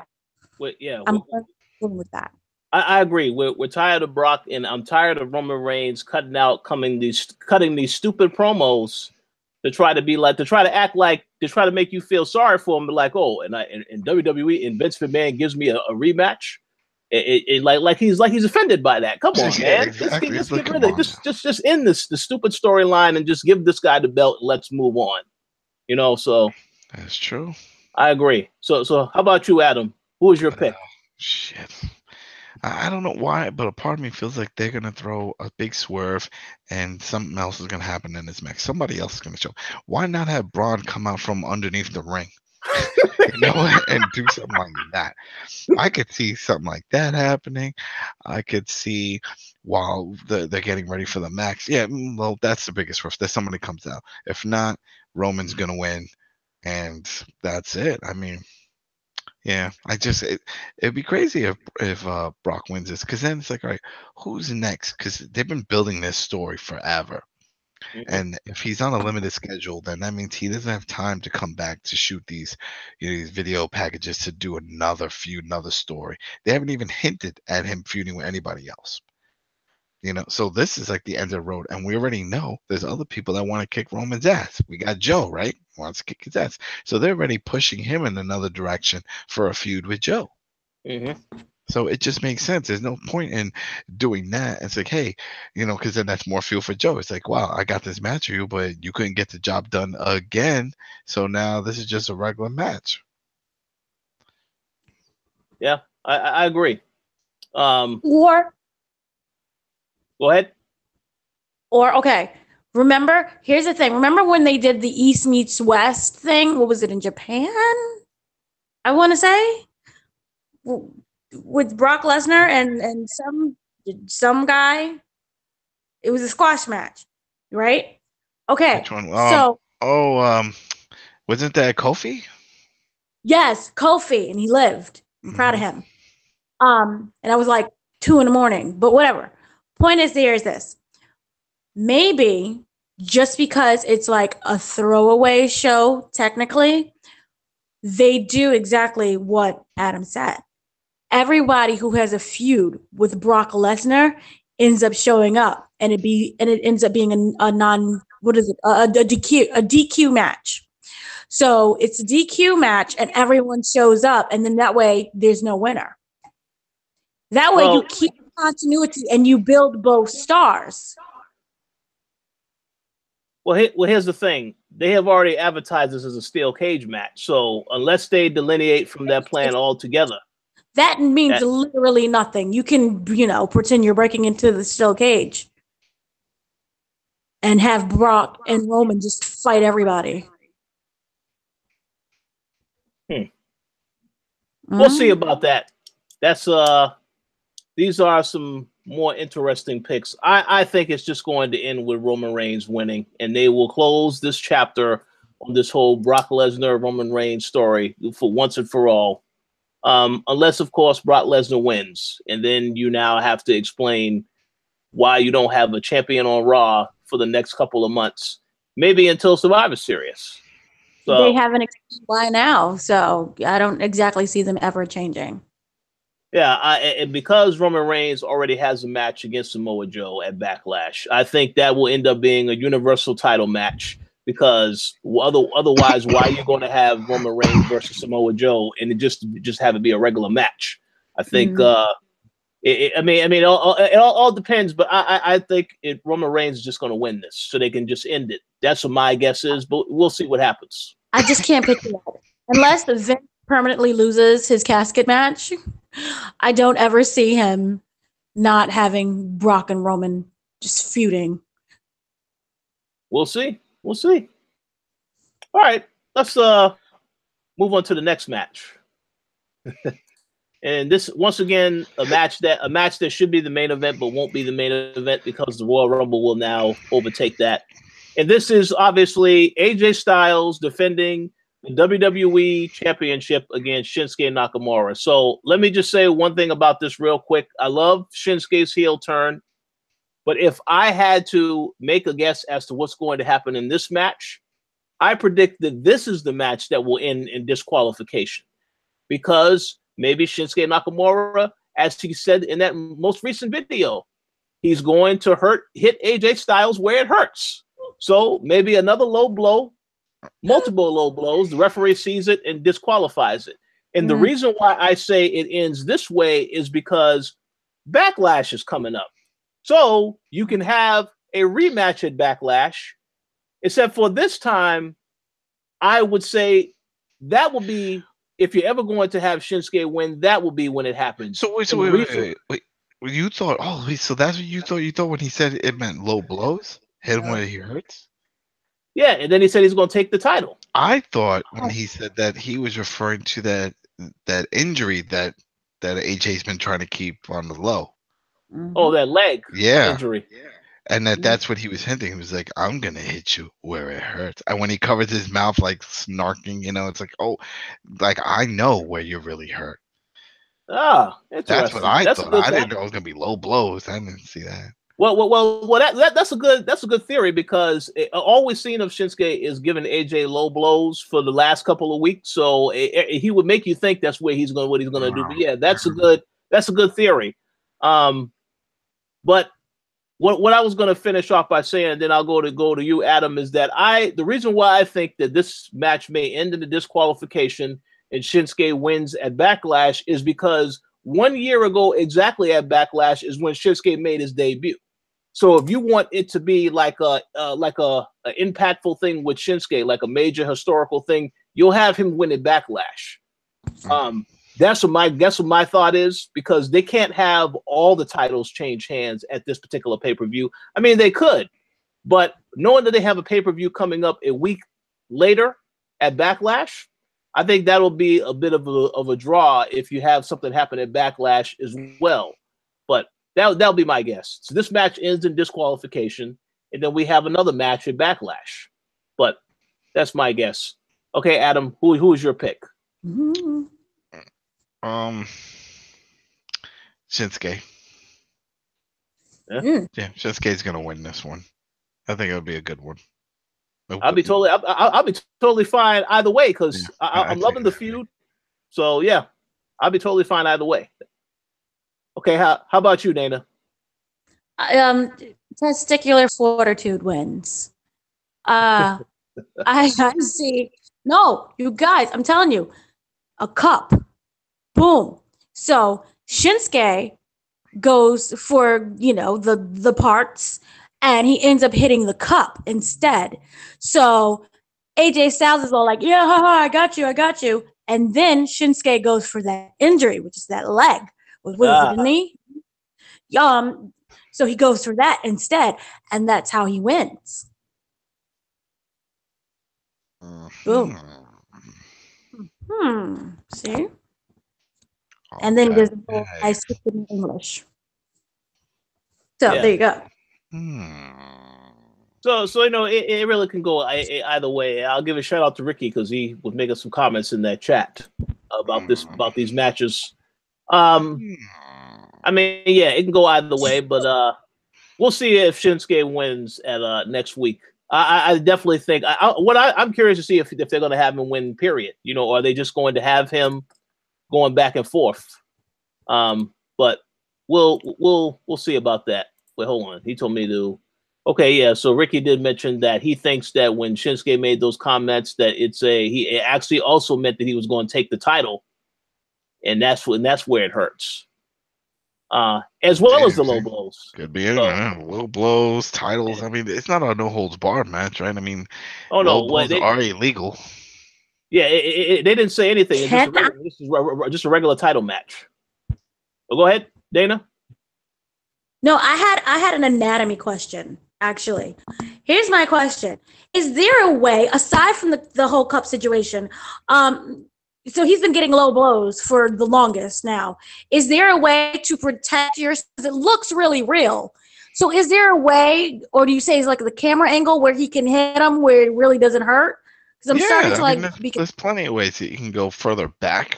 That's usually how they do it, where it's more like the bicep. It's not so much of like the forearm or like a punch to the happy place. It's just it's not, and it's like, I mean, wear a cup. When you wear a cup, you really can't feel it. I wore a cup, and you can't really feel anything. Depending on what kind of cup you get. Because he keeps going at it like some rabid obsession. But that's part of his gimmick. Also, when he busts a load in your face, when he does the hand thing, where he opens up his leg and he gets the guy in the corner. That's what that is. That's him. Skeet. Well, hold on a second. That's not G-rated. G-rated. You can't give that defension. They don't do it either. They just let him do it. Seeing is believing. And if you see that, if you were to see that in the street, okay, let's say a street fight, and a guy holds another guy down with his legs split, puts his hand between his legs, and goes that and starts shaking it like crazy. Yeah, what is he doing? He's sending the special sauce into his face. That's what he's doing. Yeah, that's why they call it good vibrations. There you go. Remember, if you ever watched the documentary on Nakamura, he's like, it's a way of loosening up. Oh, it makes sense. Yeah, see, that's what I'm talking about. There you go. He's like, I'm so relaxed now. So wow. It makes sense. Well, hey, that's funny. Well, whoever wins this match, I'm looking forward to it. I'm looking forward to seeing what they do with the storyline. I know AJ Styles will not have that belt forever, so we'll see what happens. Nothing lasts forever. But they need to have AJ win because, one, it's something that we want, and just the way the projection of the character, especially as heel. I just need that belt. Well, yeah. We'll see. We'll see what happens. It's going to happen at some point, though, I think. I'm going with Backlash, though. We'll see. I don't know. Yeah, absolutely. All right, and the final match of the evening is the 50-man Royal Rumble match, in which they still have not said what the hell the winner will receive. So I have no idea who to pick for this match. Well, they haven't even announced all the participants, so I don't think they're going to. It's going to be one of those surprise things at 11 o'clock. Remember, it starts at 11 a.m. and Eastern Standard over here. Yeah, so that, I have no idea. Obviously there will be a couple of jobbers in there. There will be a lot of jobbers in there. Because 50 men. I mean, damn. I don't know who all will be in this match. I don't really know who's going to win. I can't really say I know who's going to win the match. If you ask me if I was able to pick some people who might potentially win, I could see Braun Strowman being the guy that they want to win, and that the winner of this match will eventually get a title match against, I'm guessing Roman Reigns, for further down the road. So I would say Braun Strowman or Bobby Lashley, but I think Braun Strowman, because they didn't have nothing for this guy at WrestleMania, the little tag title thing, and then you give it up the night. I mean, that tells me they had nothing for this guy. So if I had to pick someone who has a chance of winning, Braun Strowman is my pick. How about you, Dana? Okay. See, I can go for 3. 1, Braun Strowman. 2, Bobby Lashley, because he has to do something. He needs, to exist. 3, they're down in Saudi Arabia and they're signing a lot of talent. How great would it be if you get basically like a nobody that they just signed to win the Battle Royal? Plus, we don't know what the incentive is. So, again, I'm viewing this as like a fun throwaway pay-per-view match. So, yeah, I like my 3rd choice. It's a random guy that they just signed who is from Saudi Arabia. And, like, he does this whole Santino Marella thing. And he ends up winning. Yeah. And if this was like, so to go off what you said about Santino Marella, have this guy be someone who they've actually already signed, who is an up-and-coming talent there. Mm-hmm. You have this guy win, and that's how people remember him. Or he quote-unquote wins a contract with WWE, and then you have him debut on Raw or SmackDown or wherever he's going to go. And they're down there. They're doing it for like the past 2 weeks now and holding tryouts. Yeah. So for me, it makes sense. And that it puts Saudi Arabia on the map in America, and it makes Saudi Arabians happy. Just they can root for their own, that type of thing. So it's a win-win. Yeah, that's a possibility. Yeah. So how about you, Adam? Braun Strowman.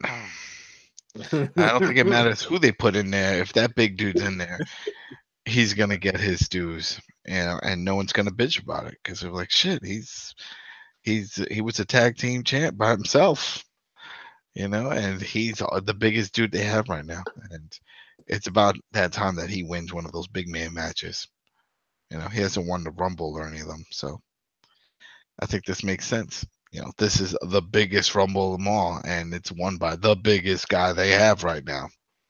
And I would argue that if he does win, and you have him go against Roman Reigns, he needs to beat the hell out of Roman Reigns and take that title off of Roman Reigns. But we already know Vince is going to find a way to make sure that doesn't happen. So let's ignore that completely. Yep. Yeah, but okay, that's good. So that's pretty much our picks for Greatest Royal Rumble. As I said, Royal Rumble. Oh yeah, that's right. Adam is doing his song. That's the song they're gonna be playing during the show. We're the best ever. Everything else is whack. Sounded like a commercial. Oh man. Yeah. Think about it. It's gonna be so hard to top this. Like even if all the matches suck, it's just the fact that they called it the Greatest Royal Rumble match. 50 wrestlers in one ring. Come on now. See, people are gonna get pissed. They're gonna get pissed when we get regular Royal Rumble. Like, 30? Psst, this is whack. Well, no, they just gonna have to raise the bar for the match quality and everything else for the next Royal Rumble after this. In that case, to get people to just forget about all this stuff. So we'll see. War Games. This should have been War Games. Oh, War Games will be back again. I mean, they confirmed that much, but that's later. No, wait. I think I have the wrong one. Remember in WWE, not WWE, WCW, there were 3 separate rings with 3 separate cages, and it was stacked on top of each other. Oh, that was like a tower thing that was in the movie Ready to Rumble. That is what they're missing. That was an actual pay-per-view. Thank you. It's dangerous. No? I don't know about that one. Let's leave that out. And Royal Rumble match. That's not dangerous by itself.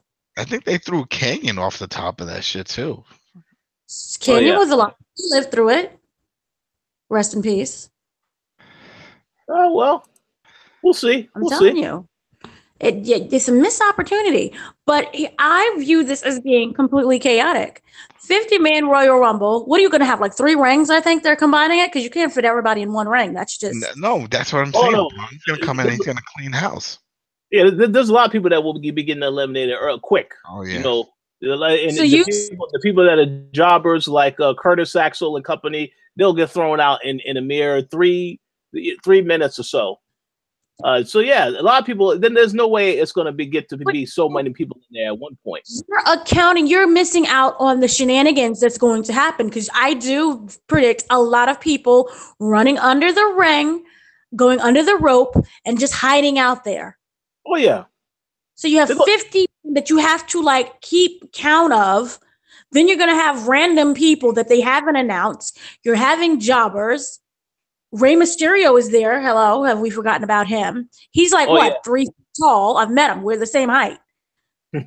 So he just disappears in the sea of everybody.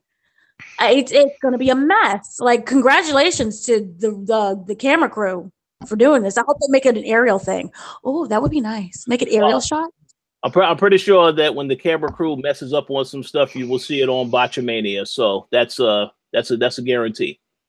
Yeah, it's going to happen. I think this is being just a mess. Just a mess.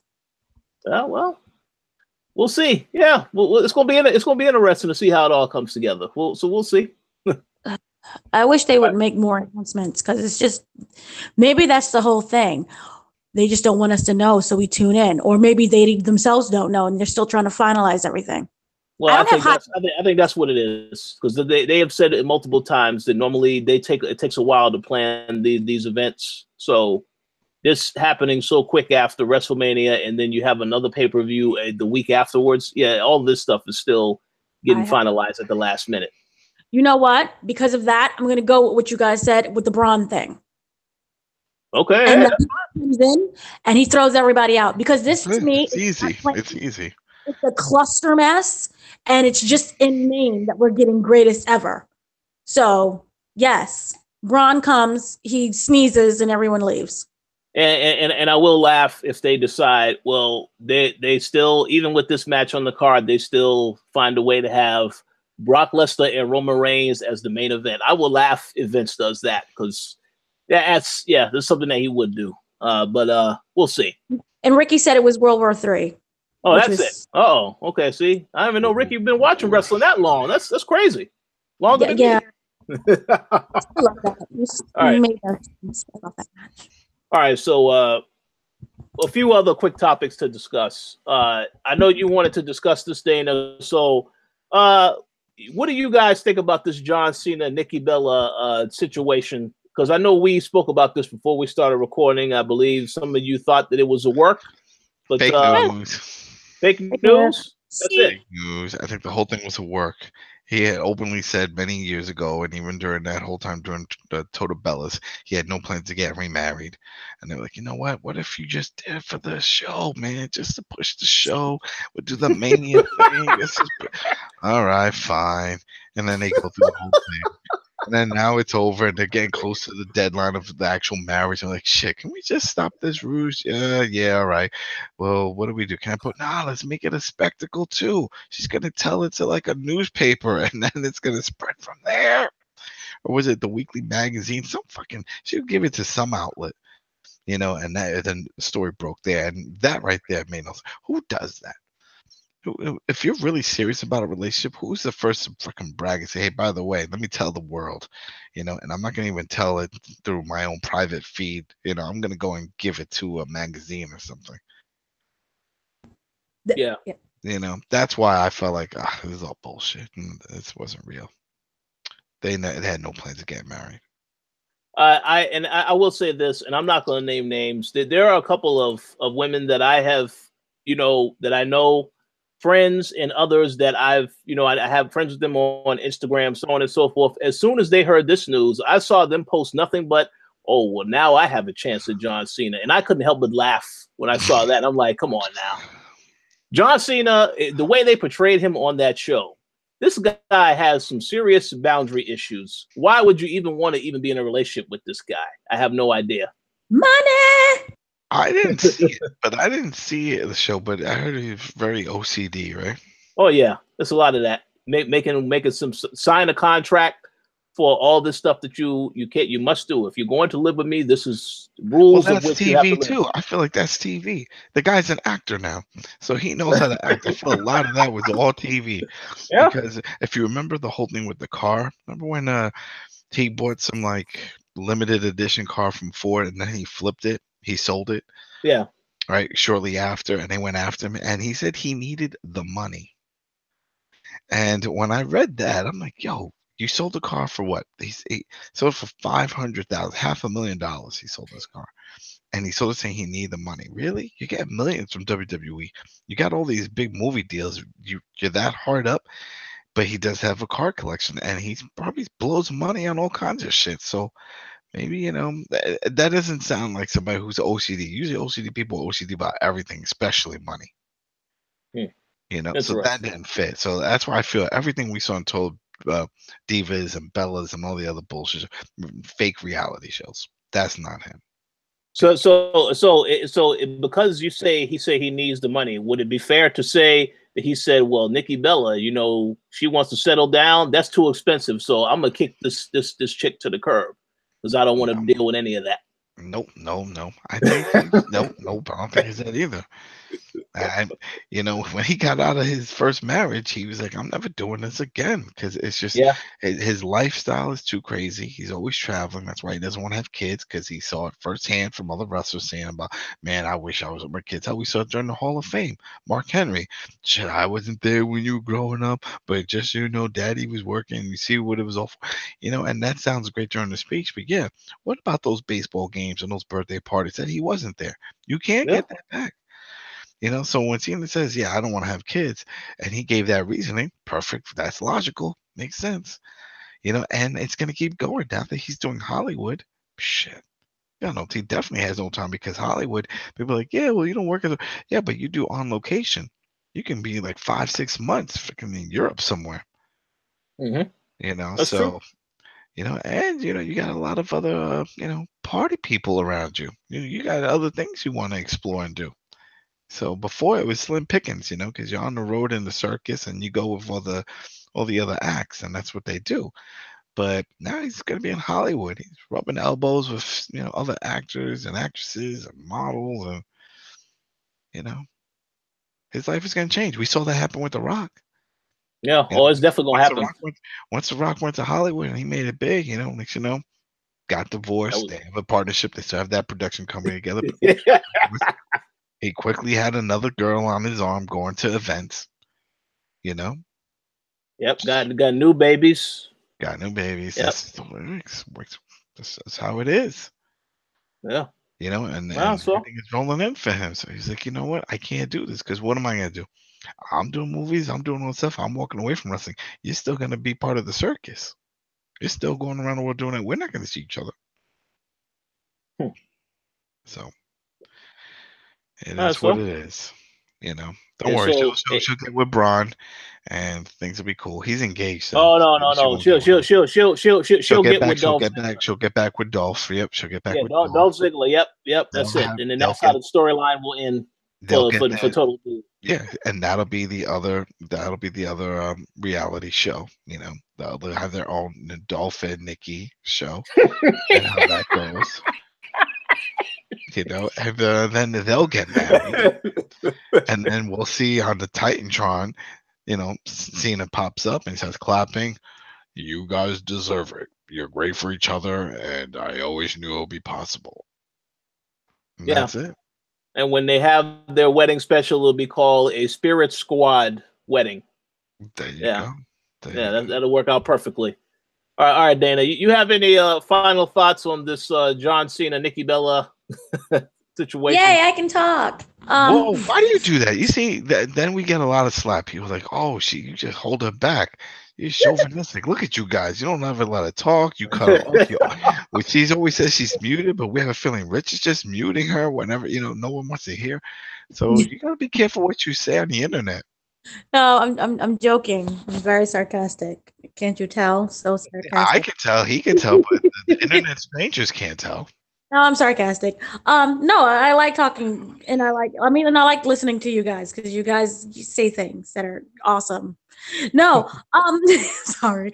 I'm sorry. I'm sleep deprivation. Okay. I want to say that this is the greatest work since Andy Kaufman versus Jerry Lawler. This made New York Times, the actual New York Times paper. You guys are crazy actually thinking that this is real. This is WWE's greatest work. It really is. You guys, I mean, this is not real. It never was real. The whole proposal was never real. The breakup is not real. Them being together is not real. First of all, their work schedules alone, you kind of need to be together in order to be in a relationship. Unless you're just dating air. Okay? And I know, long distance relationships. No, it's not real. John Cena, even that whole 74-page contract, maybe it did exist, but guess what? It was, I will not get married to this crazy lady. Not crazy lady, but I will not get married to this lady for the simple fact that this is not real. People are going to actually think that we're really married. So I think that paper was just basically one sheet photocopied like 74 times saying, I will not legally marry Nikki Bella because this is not real. I feel that this is a really great way of getting people to watch Total Divas.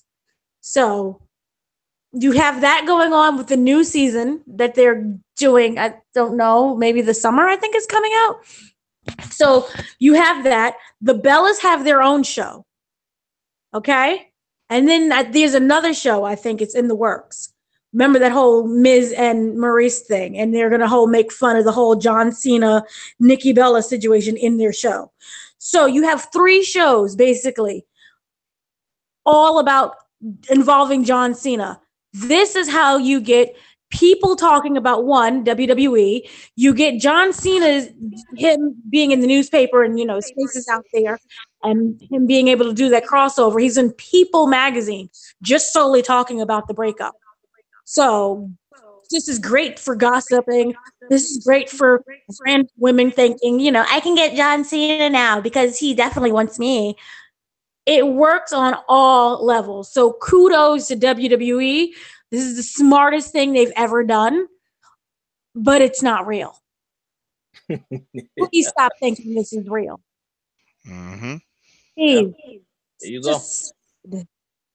you go. And Total Bellas and also Total Divas, that's fake too. That's all fake. That's staged, the scripts.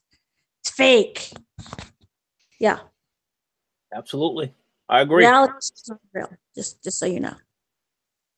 I agree. It's for good TV. It does. And everyone wins in the ratings. So good for them. I will applaud them for that. And applaud John Cena for being that loyal to the company. Pretend to be in a marriage and pretend that he cares about this random lady. Yeah, absolutely. I agree. Okay, so 2 other quick things we need to discuss. As we already mentioned at the beginning of the show, we witnessed the Superstar Shakeup this week. So I wanted to get you guys' thoughts on the Superstar Shakeup on, first and foremost, the Monday Night Raw portion of that. And here's a quick recap of all the superstars that went over to Monday Night Raw. So we had Jinder Mahal, which, Adam's favorite wrestler right there. We had Jinder. So don't hinder Jinder. We had him move over. We had Liv Morgan, Sarah Logan, and Ruby Riott. The Riott Squad is there now. Kevin Owens and Sami Zayn, Zack Ryder, Tyler Breeze, Fandango, Natalya, Mojo Rawley, Dolph Ziggler, Drew McIntyre, Baron Corbin, Bobby Roode, Mike Kanellis, Chad Gable, and Victor and Connor of the Ascension.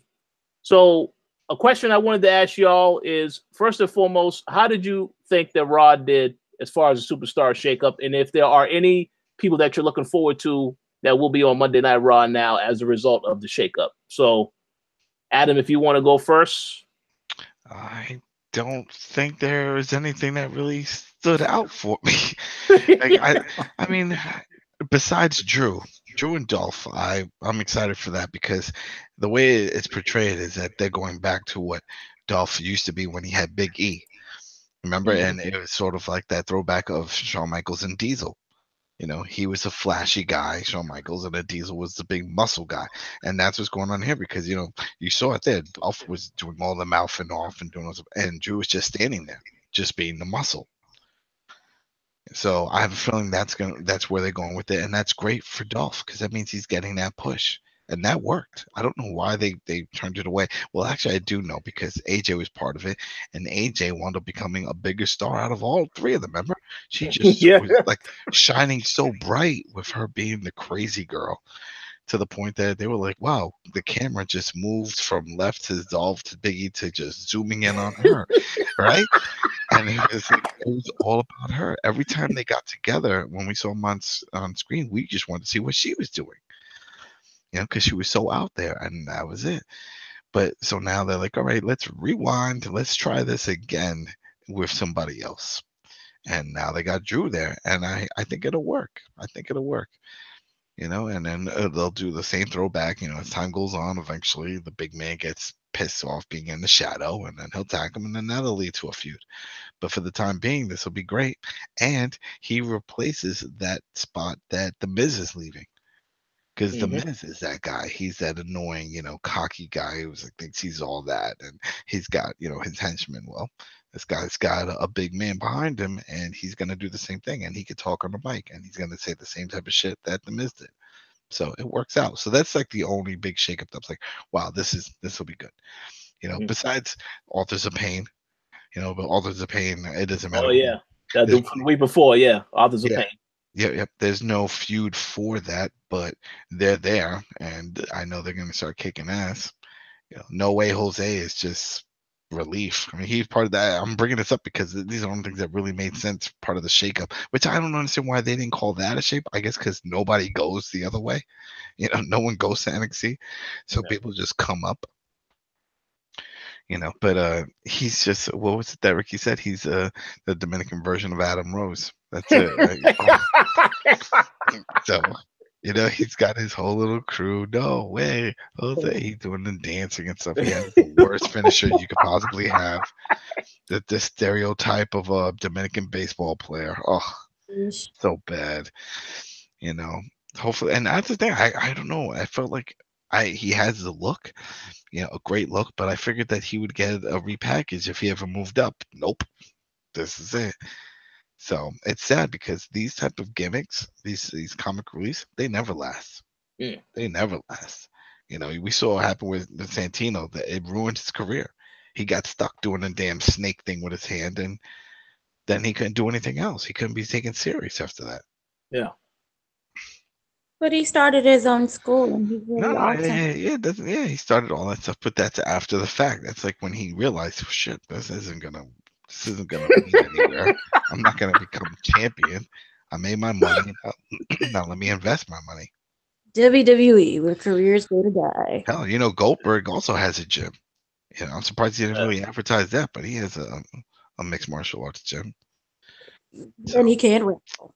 So don't worry, he's coming back too. He heard him. He said he's coming back. For his kid. Right. He wants that sweet WrestleMania deal. You know, God. everyone. If you haven't noticed, have you not noticed the pattern here? You know, you got Undertaker who started. Then after that, you have Triple H who said, "Yeah, I can do one match a year."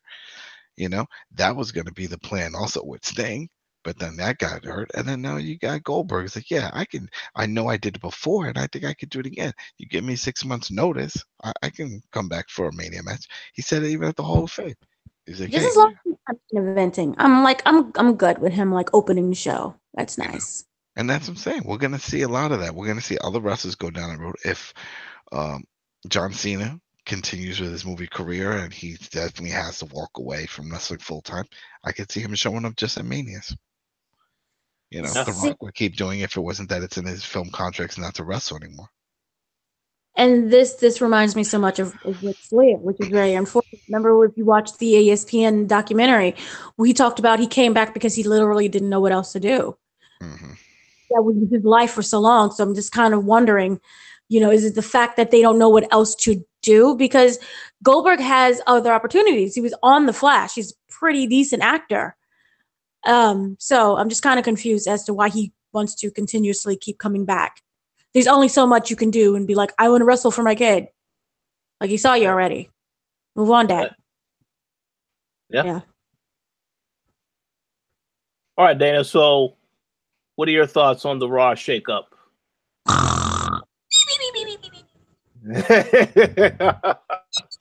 Oh my gosh, it was so boring. Chad Gable. I mean, his career has never bounced back since the whole Jason Jordan thing.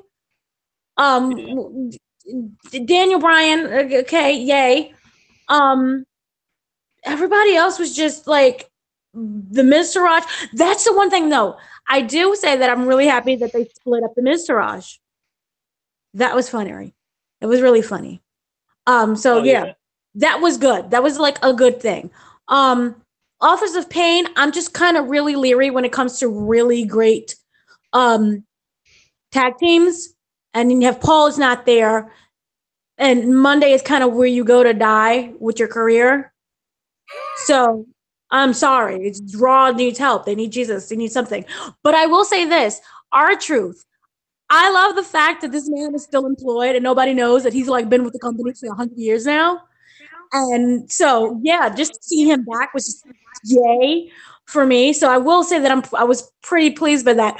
But if I have to be pleased that you brought back R-Truth, then you really did not have that great of a shakeup. If R-Truth is the highlight for me. But they're bringing back even an older version of R-Truth, the one that was messing things up and forgetting what day it was. Yeah, and that version of R-Truth was moved to SmackDown. Yeah, so if I have to say that R-Truth is the highlight, the guy who messes up which city we're in, that's not saying much. Yay, you have R-Truth, who's playing the gimmick of the forgetful guy. Okay. Yeah. So, boo. I'm going back to sleep. Okay. So my quick thoughts on Raw, and I'll give Ricky a shout out. You know, Ricky said that Raw got weaker, you know, but Drew was obviously the big pickup. I agree with that pretty much. Yeah, that one was Drew like McIntyre. Yes. Yeah, I mean, to me, that was really the only highlight. You know, no disrespect to the Riot Squad, they did a great job on SmackDown, but you know, I think it's obvious that they were going to move them because, you know, of course, Absolution ended up on SmackDown, which we'll get into here shortly. But as far as my other thoughts on the people that they did call up, Jinder Mahal, obviously, as I mentioned earlier, he will probably be in an IC title feud with Seth Rollins by SummerSlam, if not sooner, because why not? You know, that guy, that was their first pick. And I told Ricky when we were watching it, I said, that's a horrible first pick. But, you know, obviously, you know, you want him to have him on Raw, that's fine. So that's good for him.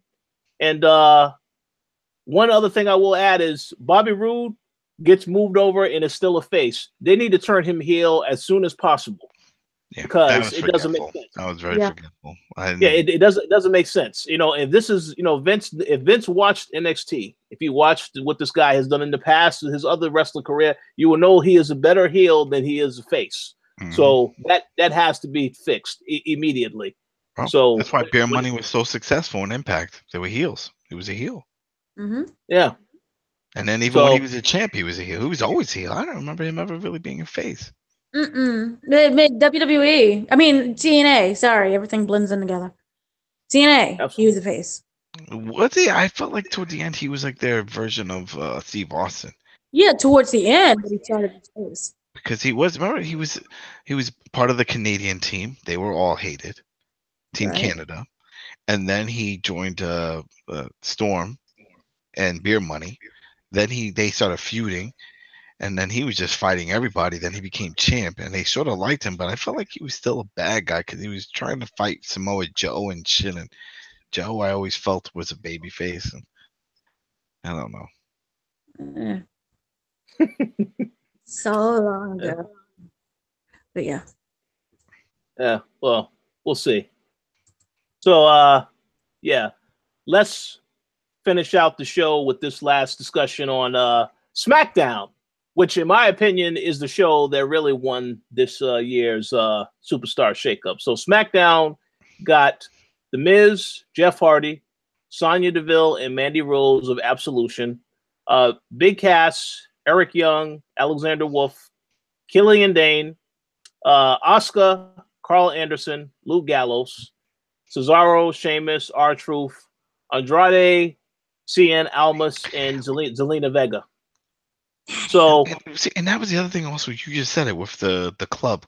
You know, they were getting this huge push on Raw, and then it's like, oh, they lost their last match. And you know what? There you go, SmackDown, and we're just going to announce it. They're not going to come out, make an impact. They could have done that, you know, with the Usos and all that shit, and they didn't do it. I mean, I don't know how many people went to Saudi Arabia. I'm going to say not Saudi Arabia, Africa, because they had that trip on Wednesday. So I mean, I don't know how many people were included in that also got traded. I know that Mandy Rose and Sonya Deville went down there, and they ended up getting moved to SmackDown. So I don't know. Maybe the club was there, or maybe they just didn't bother and they gave them off. I have no idea, but yeah, they should have been there. I'm just glad that Andrade got called up. Obviously, because we knew this was going to happen because Drew McIntyre got called up on Raw. So I figured, yeah, Andrade and Sanity also. But with the whole thing with Sanity is, you know, as you said earlier, we need to see how they're going to use Sanity because it wasn't really a good decision to just announce them and then that's it. You know, I didn't like that either. So I don't know what the plans are for them. But so what? Did you say? What'd you say? Almost Insanity. No, yeah, okay. And then, but the Almost showed up also with his manager, and that was our concern that she wasn't going to be there because remember they got rid of APA's. I think no. I'm glad she came up. I'm glad she came up with him. I mean, they got to do a promo. That's the thing. They got to shoot a little promo. Fucking Sandy didn't even get that.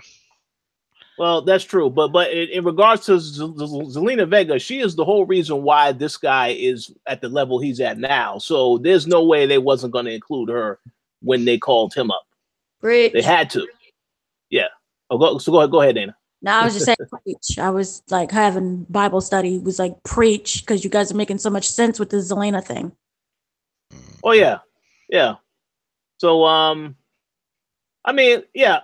Overall, I'm happy with what SmackDown does have. It does have some very interesting matchups. You know, you still have Daniel Bryan, you still have AJ Styles, and you have Shinsuke Nakamura. Those three right there are a big deal. But now you have the idea of having these different matchups now with these other people. You know, Samoa Joe, he will obviously feud with all of these guys because he's already said he's going to come after Daniel Bryan. He's going to come after AJ Styles. So that's great. Jeff Hardy is there. You know, I know Jeff Hardy, you know, they're really behind him as a single star now. So I guess that's good, even though Jeff Hardy is old as hell. I mean, it's still good. And of course, Almas, you know, it'd be very interesting to see Almas and Daniel Bryan fight. It'll be very interesting to see him go against AJ Styles. I mean, these are all great matchups. So, well, let's see if he can survive through the Miz feud, which I think is going to go on for a few months. Oh yeah, that's gonna last for a while. Well, after he deals with Big Cass, because you know Big Cass, he got that whole situation first. Oh no! The Big Cass is gonna jump in, but Big Cass is gonna be part of the new Miz Taraj. Okay. I think he's going to get recruited into that thing. Yeah. I could see that because that's what they seem to do when they have people they don't know what to do with, and they just give it to Miz. Miz gets all of them. Remember, that's what he had with the guy who mimicked him. What was that? Sandow, Damien Sandow. Yeah. Good point. You have any thoughts, Dana? Oh, yay. Mandy Rose and Sonya Deville, they need to find a purpose within the company because I don't get it. Sorry. I'm so sorry. I just don't. That whole, ever since Paige, got injured, she just, they lost their light inside, and they're just, they're interchangeable, really. Jeff Hardy, obviously amazing. Samoa Joe, you guys already know, yay. Sanity, I believe they have the biggest impact, but also I'm really scared just how they was introduced. It just seems like WWE does not care. Big Cass, I don't care about his existence. Asuka, I'm kind of like don't know what they're gonna do with her after she lost. I'm kind of worried about that. The whole Natty thing. Wait, was that wrong? Yeah, they went moved. Did we say anything about Natty? We didn't say anything about her. Yeah, she got moved to Raw. It's all right. I hate it. And here's the thing. This is what I want. This is my dream. I want Ronda, who's a face, who's staying a face, to turn on Natty. Because people didn't know, Natty has been training Ronda for months. Oh, yeah. Way before, what was it, Royal Rumble? Before Royal Rumble. She's had a few trainers. Oh. Yeah, she trains everybody, and they just give no respect to that woman. Anyway, I would like to see Ronda turn heel and to face her next. Yeah, but for me, the overall thing is Almas. I just pray every day to Black Jesus that they handle him right, and the fact that Zelina is there, I'm so happy. So Almas and Drew McIntyre are the winners of life and existence and this whole shakeup. I agree. Yep. I agree. I'm just happy. You have any other thoughts you want to add, Adam, or you? Nah, good? That's it. I mean, yeah, I'm good. I mean, we saw some of it. We saw what's gonna happen leading up to some of these stories, like with Samoa Joe and Jeff and stuff. And we talked about the sanity, and that's upset. Sienna is great. Hopefully, they keep him in the top. It's here, and they don't bump him down. That's what I hope, that he's coming in as one of the main event guys. So, well, that's it. I agree. Yep, I agree. So we shall see what happens. But yeah, I believe that concludes our episode for tonight. So we thank you all for listening. Dana, do you have any shout outs that you would like to give? Again, thank you everyone who's been listening, who puts up with us. Also, shout out to Becky Lynch and Quinoa, which is now the greatest storyline on WWE so far. Don't know. That whole Quinoa situation to me is just hilarious. So yeah. Sounds good. How about you, Adam? Any shout outs you want to give? Yeah, shout out to the people that were watching. Shout out to the people that download later. Shout out to you guys. Shout out to people on Throwdown and all the games and stuff that we do there. And for everybody who's listening, playing God of War and plan on playing God of War later. Shout out to the developers of God of War. Shout out to everybody in this world. Shout out to all the wrestlers that go in there day in and day out. Shout out to female wrestlers. And that's it. Shout out to life. But Bobby Lashley. Bobby Lashley's part of the wrestling crew. Stop hating. Shit. Yeah, that's what I say. You keep hating anymore, I'm just gonna send you a Darth Vader mask. And you just be it was like, what happened? She hated so much she went full dark side. And that's it. It consumed her. We'll see. All right, yeah. And I give a shout out to everybody that has been checking out the show, whether you're watching it later or live. We appreciate the continued support.